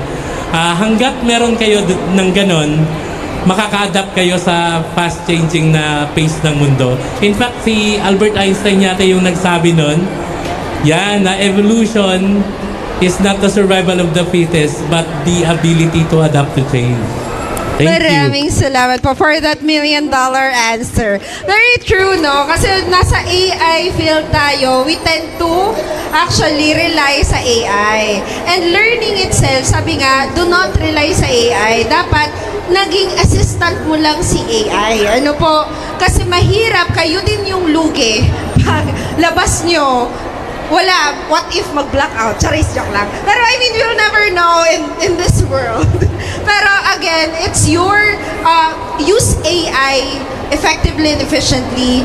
Learn from it, not rely on it. Bakit ako nag-add? Okay, so last natin ang ating very creative Sir Ryan for your question. What support systems are crucial for these opportunities? Yung opportunities to flourish for the game industry. Ano yung support systems na needed sa game industry? Kasi ang ganda, di ba? Yung pinakita yung data. Pero for sure, meron dyan gap na kailangan pa ng game industry. Thank you for the very good question. Pang Miss Universe yung mga tanong eh. So Miss Universe din dapat ang sagot. Anyways, with regards to the support, right now kasi sa atin dito sa Naga City, we are not yet aware that we have this industry. So basically, yung mga magulang natin na gusto yung bata pumunta sa multimedia, animation, game, etc., etc., are not yet aware.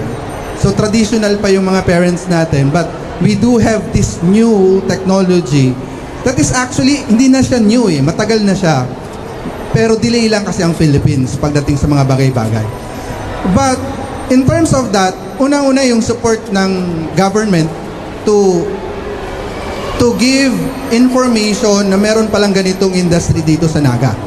So kailangan yun, and ma-aware yung mga tao na kaya palang gawin ng hindi na aalis ng Naga, kahit wag na tayo pumunta ng Manila, meron pala dito, and there's a possibility na maggawa din ng support ang government that maybe look for investor and clients na pumunta ng Naga and try the talent of Bicolano.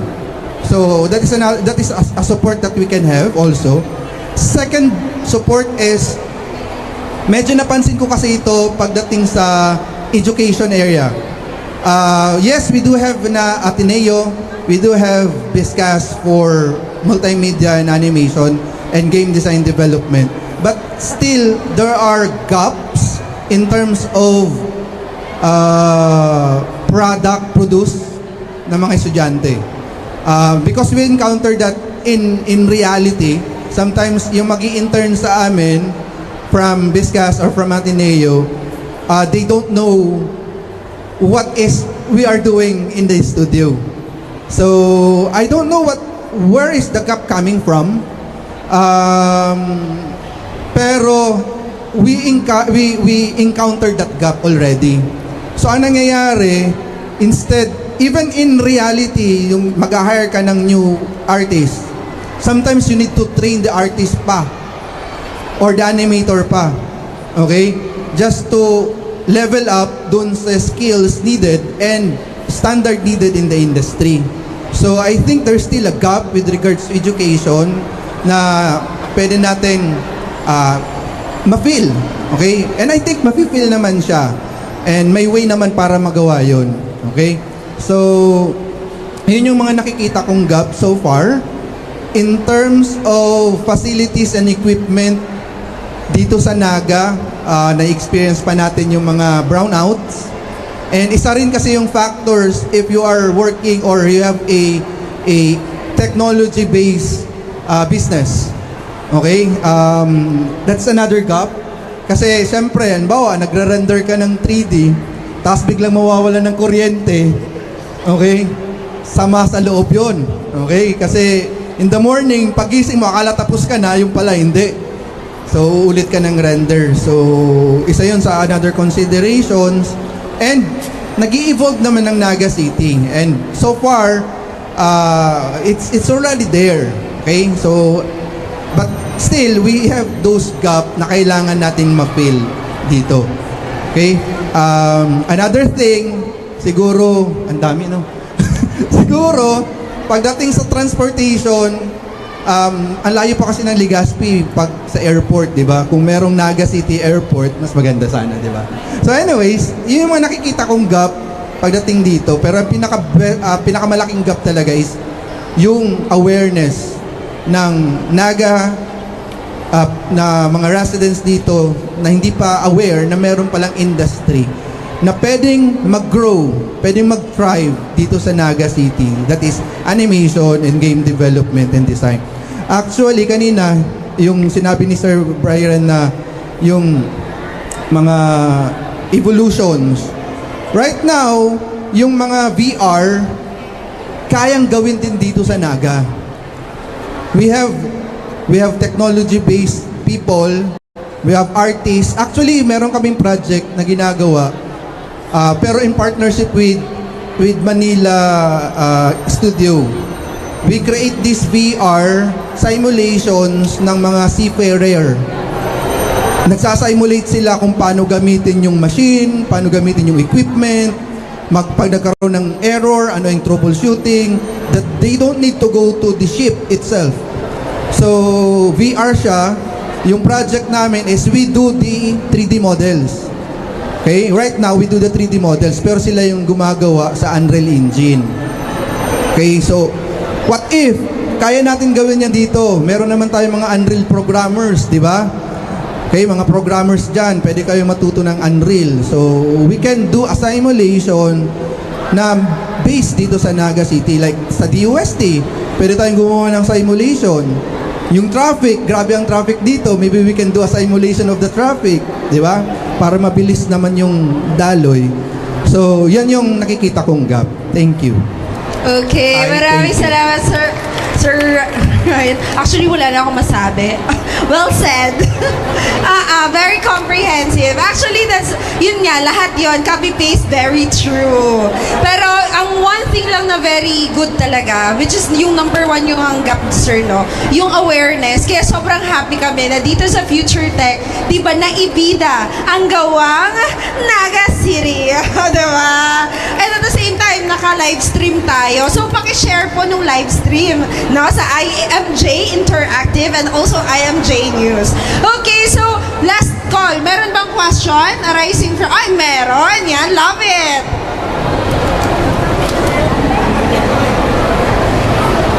Plus one kabi. And po, hello po, I am Maria Alexa Charmaine Bermido, IT po from CSPC, and nag-freelance po as social media and marketing manager po sa isang, ano pa lang po, actually po, baka matagal na tayo, baka hindi na lang umuwi. So yun, ano po, kasi I actually applied po for another role, pero sabi nila, they see potential in me daw po. Ganon. So, in-accept ko po kahit na I have no experience. So, thankful po ako dito sa Future Tech, kasing tech business, ganon. Ang dami ko pong natutunan sa inyo. And currently, ini-aim ko rin po sana maging business analyst after po ng social media manager. Medyo align po ba siya? Align po ba siya kung sakaling mag-i-aim po ako as business analyst for the future? Who can answer? Sa inyo po, kasi both po kayo, nakaka-relate po ako sa gusto ko po yung topic. Kay Engineer Yami and Opo. kay Sir Brian. Opo. Sige. Hello. Ayun, sige ako na mauna. Tama ba yung pagkarinig ko? Parang hindi ka pa masyadong familiar sa role ng social media marketing. Kumagat yun sa isip ko eh. Kasi next month, November 3 to 7 yata, may training yung DICT on AI on social media marketing. Pwede ka mag-apply doon. Ako yung magtuturo. Yeah. So, malaking tulong yun. As for your question, kasi yung course na yun, talagang gagaling ka sa social media. AI yung magaling eh. Lalapatan mo na lang ng framework.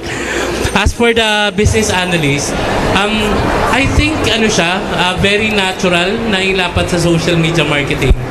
Kasi ako, on my line of work, paminsan ako pa yung yung term, madunong sa kliyente na, halimbawa yung isang hotel sa Coron, parang lumalabas sa analysis ko na ang pain point ng kliyente nyo is walang diving facility, yung cleaning facility sa hotels sa Coron. So, nice addition to sa sa offerings.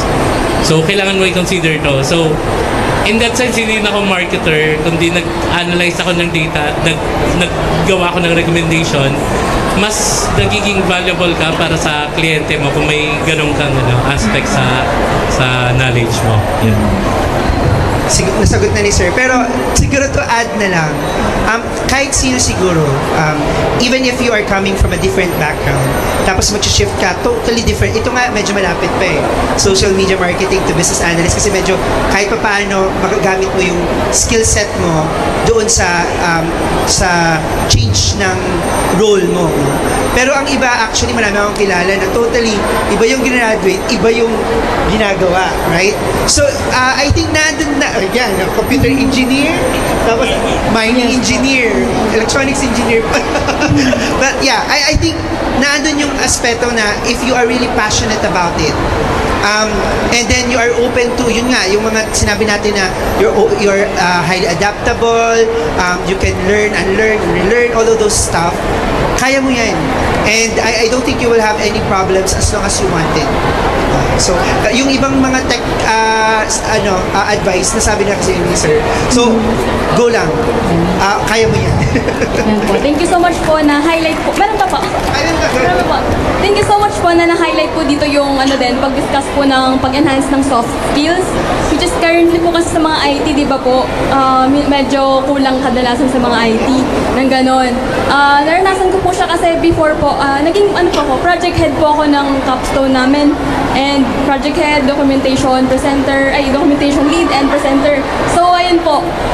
Hindi po ako sobrang into tech, pero na-discover ko po sa sarili ko na I love presenting po sa mga tao, tapos mag-communicate po sa mga client, sa mga user, ganyan. So, sobrang empowering po talaga nitong So thank you so much po. Yes po. Yes. Oh, meron na tayo guys, use case. Students. May pamag. Ayaw, sige, bigyan ng jacket. Bigyan ng mug. Wala tayong jacket. No. Okay, we can call for one last question kung meron pa. Kung wala na, diretso na tayo sa raffle. Ay, hindi. Closing, awarding muna bago raffle. Baka, ay, meron pa. Last na. Sige. We love it. O, di ba? Magkakamag ka din. Hello po. Hello po. Hello po, Engineer Yami.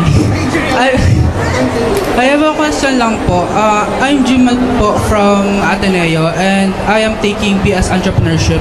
So, I have a question lang po is, possible po ba na ma-sustain or ma-develop yung isang product or service if hindi po ako major in computer? Like may interest po kasi ako in terms of developing ng application, but mahirap mag-start pag wala kang background or you don't know how to code or even make a simple website. So possible po ba? Yes. Actually, yung isang way, galing pa lang kami sa Goa Geeks on the Beach sa Cebu. Yung nangyari yung earthquake, nasa Cebu ako noon. Tapos, ang isa sa mga discussions ng Google doon is yung paggamit ng mga language learning models na nagge-generate na ng app and platform for you. Oo, like vibe coding. Thank you, sir. Yun, vibe coding is the right technical term for that, no, yung jargon doon. So, kahit for example, entrep ka tapos wala kang alam sa dev, gamit yung Lovable and Firebase Studio. Katulad ng sinabi ko, ginawa ko yun in 10 minutes. Sabi ko, create an application where I'll take a picture of a note and you translate the image into text and then you summarize it, and if there is an equation, any mathematical equation, solve it for me. Tapos, in less than 10 minutes, gagawin niyo yung app for you. Wherein, i-upload mo yung picture, isa-summarize niyo yung note, isa-solve niyo yung math problem. So, ang point lang dun is, for proof of concept or minimum viable na mga products, at least yung makita mo lang na nag-work yung gusto mong ma-envision, kaya mo na yung gawin with the technology that we have. Pero, eventually, kailangan mo talaga ng na mag-sustain nung tech part mo. So it's either you, since may interest ka, can learn, or part ng, for example, sa TBI incubation or sa nagkakameron tayo ng co-founder matching na pwedeng nagawin, wherein ima-match ka with other colleges na para ma-fill in yung gap na yon doon sa gusto mong gawing startup. So, it's either you or pwedeng co-founder. But of course, sabi nga natin ngayon, mas madali na with the technology that we have. So, Thank you po. okay. Bigyan ng ano yan.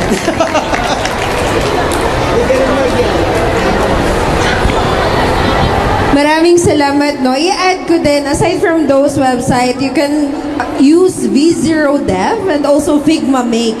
Ang ng user interface niya, no? So you just need to create the right prompt and use ChatGPT. I mean, it's all an ecosystem, no? That's true. Basta, as long as you have the idea, walang imposible. Yun lang naman yung point nun, no? Okay, so we'll now go to the closing muna. Awarding of certificates to our resource speaker for their valuable contribution in inspiring our students.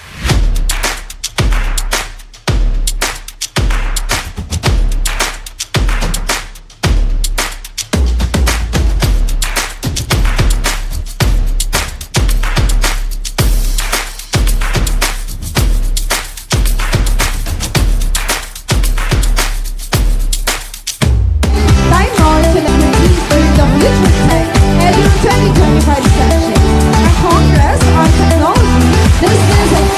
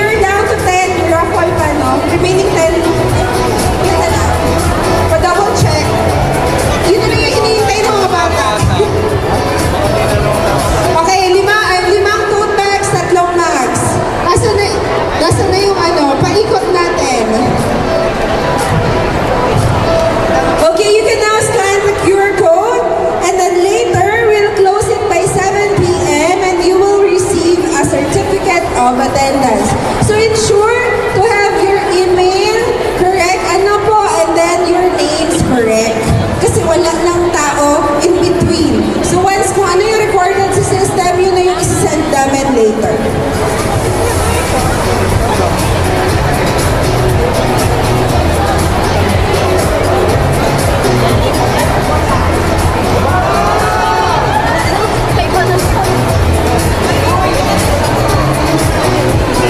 Ay, wow! From Ryan Media, thank you so much, Sir Ryan Abestina. May action figures, ilan yun? Lima? Lima ba yun? Lima action. O, diba? Laban. Yung mga nag-stay, laban. Ha? Oh, may magbibigay din. Oh my God, lahat kayo makaka-receive na. Charot. Okay. Opo. Sige, labas nyo lang kahit. Oh, thank you so much from CSBC. Oh, di ba? Ang rami ng pang-shopping. O, ilan na to?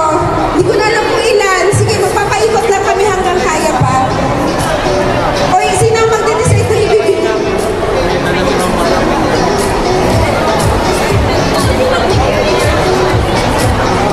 Okay, first. Fast, ano lang to? Tote bags muna, yung mga ganda sa last na. Si Miss or JR, dito ba? Wala? Okay, cancel. Move.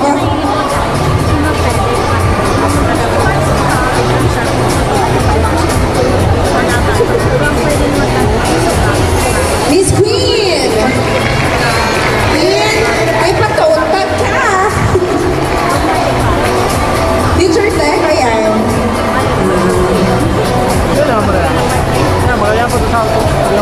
Next is Miss Daniela. Daniela Francisco, dito po ba? Wala? 1, 2, 3? Wala, okay. Si Miss Cassandra, Agapa. Dito? Wala na, next. Fast lang to, 6 na.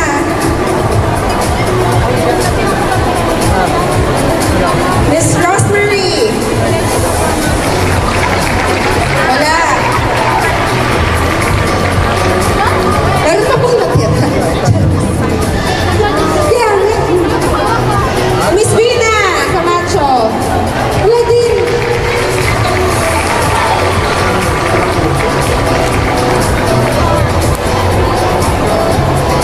Mr. Henry William. Ay.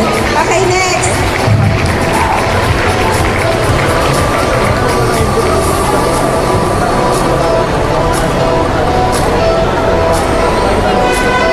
Si Miss Shilo. Shilo? Miss Shilo. Alba, punta na po kayo dito. To receive your tote bag.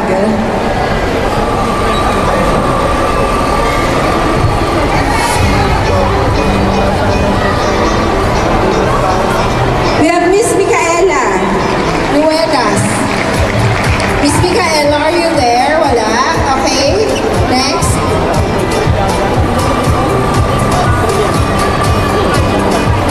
Hindi tayo post na pagkat hindi na ubos. Charot. Miss Angelia. Angel? Ea? Angelia de la Torre? Ay, andyan.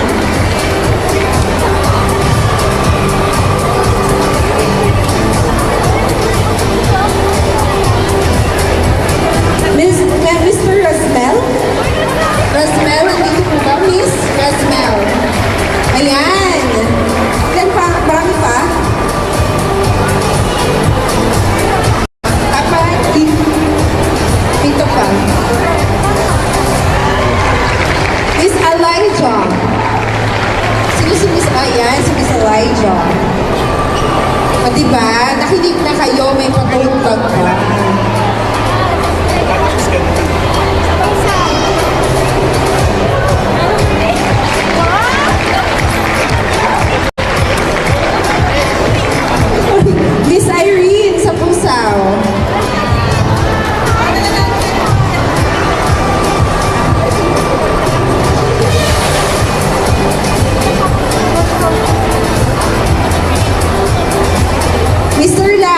Ilocos.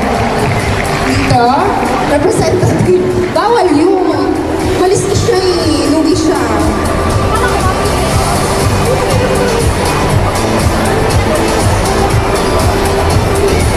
Mr. John Vincent, Palomania. Wala? Representative na wala? Okay, next. Nubos lang namin talaga yung vote bag. Miss Carla May Arandain. Okay. Next.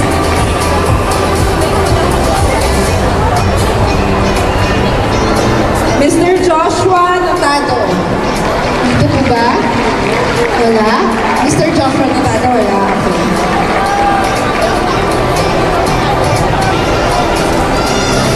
Miss Princess Julia. Ayan.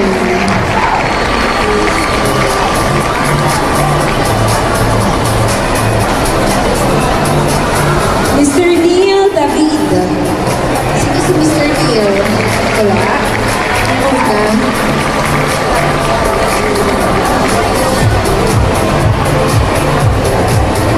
Miss Jonalyn Perinia. Wala na? Wala din. Diba? Paunti na ng paunti. Don't worry guys, malapit naman na tayo.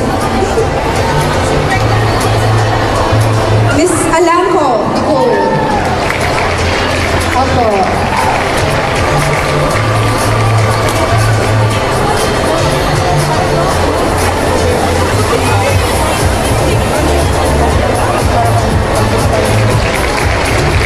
Mr. Joshua Sumayaw. Andito, wala.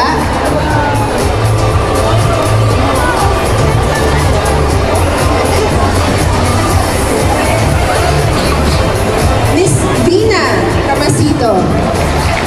Miss Vina, dito po ba? Ay, Camacho, sorry. Hindi ko napansin sa LED. Wala? Miss Camacho, wala. More chances of winning. Miss Alaya, Rona. Wala din? Going once, twice, thrice, wala. Ay, wala na dito mo nakaupo. Miss Catherine May. Ayan.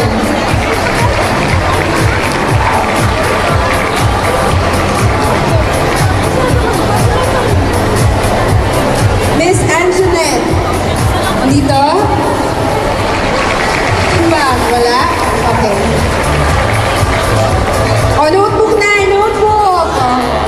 Para nagbibenta. E-commerce yan. Bernard Josh. Meron kang notebook. Ha? May ballpen daw dapat yung notebook. Award! May susulatan ka na ng ideas. Tapos, pwede ka na mag-apply sa hackathon namin. Di ba? May ballpen ka na, may notebook ka pa. O, pwede ka pa mag 20,000. Mr. Mark Lester Sulit. Mr. Sulit, are you there? Okay. More chances of winning.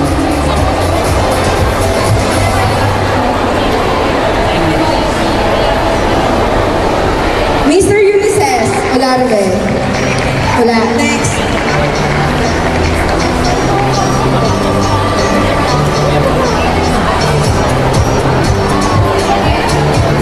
Miss Cara.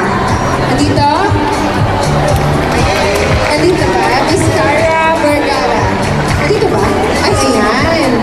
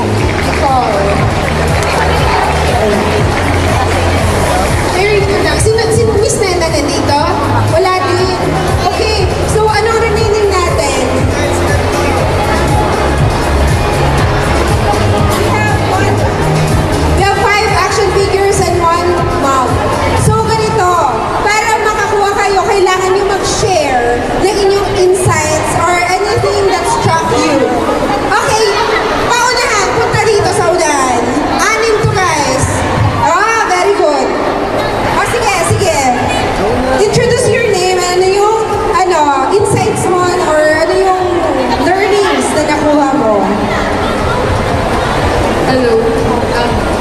Eat para matapos na niya. Ay, wow! Di pa alam yun. For me, it's a very comprehensive in a way na, syempre kami kasi ma'am, we're entrepreneur student. We're very into products, food making, more on ganun talaga yung industry namin. Pero our team really pushed us na mag-encounter ng anything that is about technology for us na magkaroon ng idea. And of course, iba pa rin kasi na ma-digitalize yung mga products and startups na pwede pa namin ma-incorporate with other colleges na po. So, syempre, kami po mga nasa ARTRA, we're also planning na makipag-coordinate with College of Computer Science and Engineering. Thank you. Okay, next. Second. Wala na. Guys, kahit short lang. Dali na, yung wala pang nakuha. Di ba yan? Gusto ko yun. Tumatayo. Itayo ang bandila. Anong school? Good evening everyone, I'm Sean Sander Biamin from CSPC. I'm a computer science student. So I've learned today that in order to become a successful professional in the tech field, kailangan natin continuously improve yung sarili natin. So with the constant trend na magpalitan ng AI, especially as a programmer, kailangan natin mag-level up pa yung skills natin.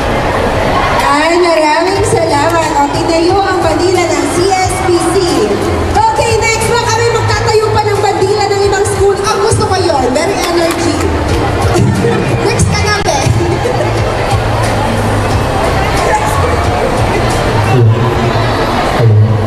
Okay, name school. Hi everyone.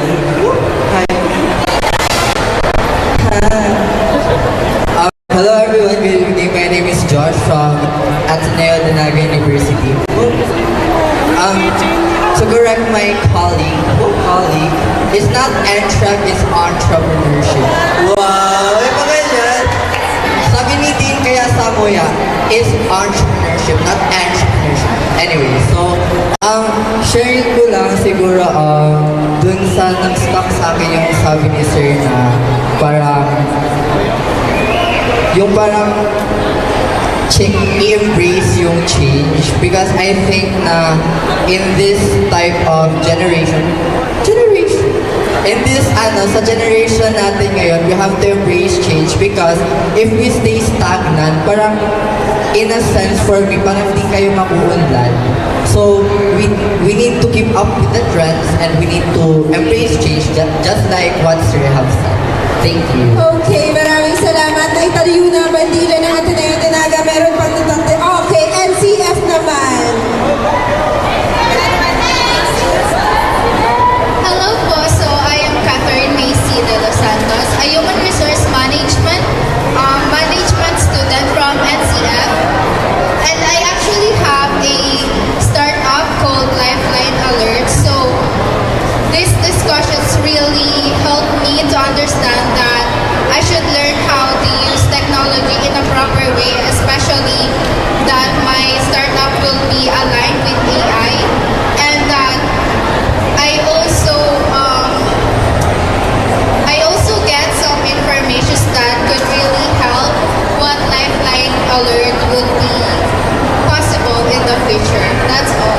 Maraming salamat from NCF. Lastly, meron bang bill? Ilan pa yan? Dalawa? Dalawa pa po ba yung natitira? Mga magaganda kong friends.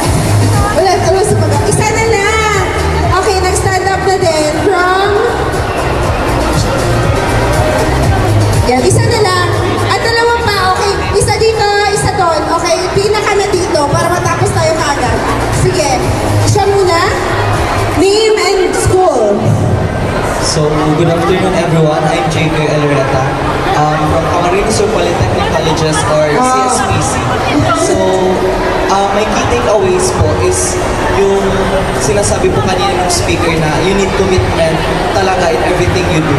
And I wholeheartedly support that statement, lalo na someone din po na nagbibuild po ngayon ng startup from CSPC ASL TBI na in order for me to make something succeed or for myself, my own self to succeed, I need to have extreme commitments to everything I do na yung mga ginagawa ko ay may patutunguhan and dapat I will believe to myself na meron talaga itong change na mag-make dito sa society. And if you have commitment talaga in everything you do, syempre, kasama na din doon na magsasucceed yung mga pinapaniwalaan mo, pati yung mga bagay na ginagawa mo. Very true.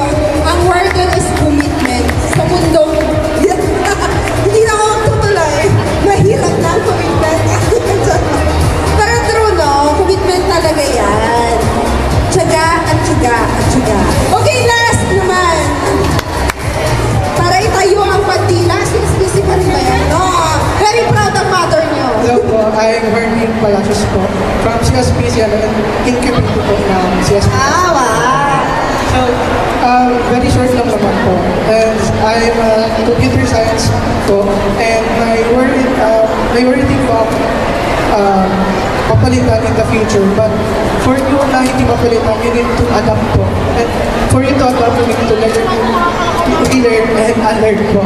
And para mas maging better ka po, improve ko rin po ang sarili ko by joining hackathon competitions. And because of that po, I can say nag-improve ako day by day. So, Ayan, very good. So, expect ko may entry ka sa hackathon namin.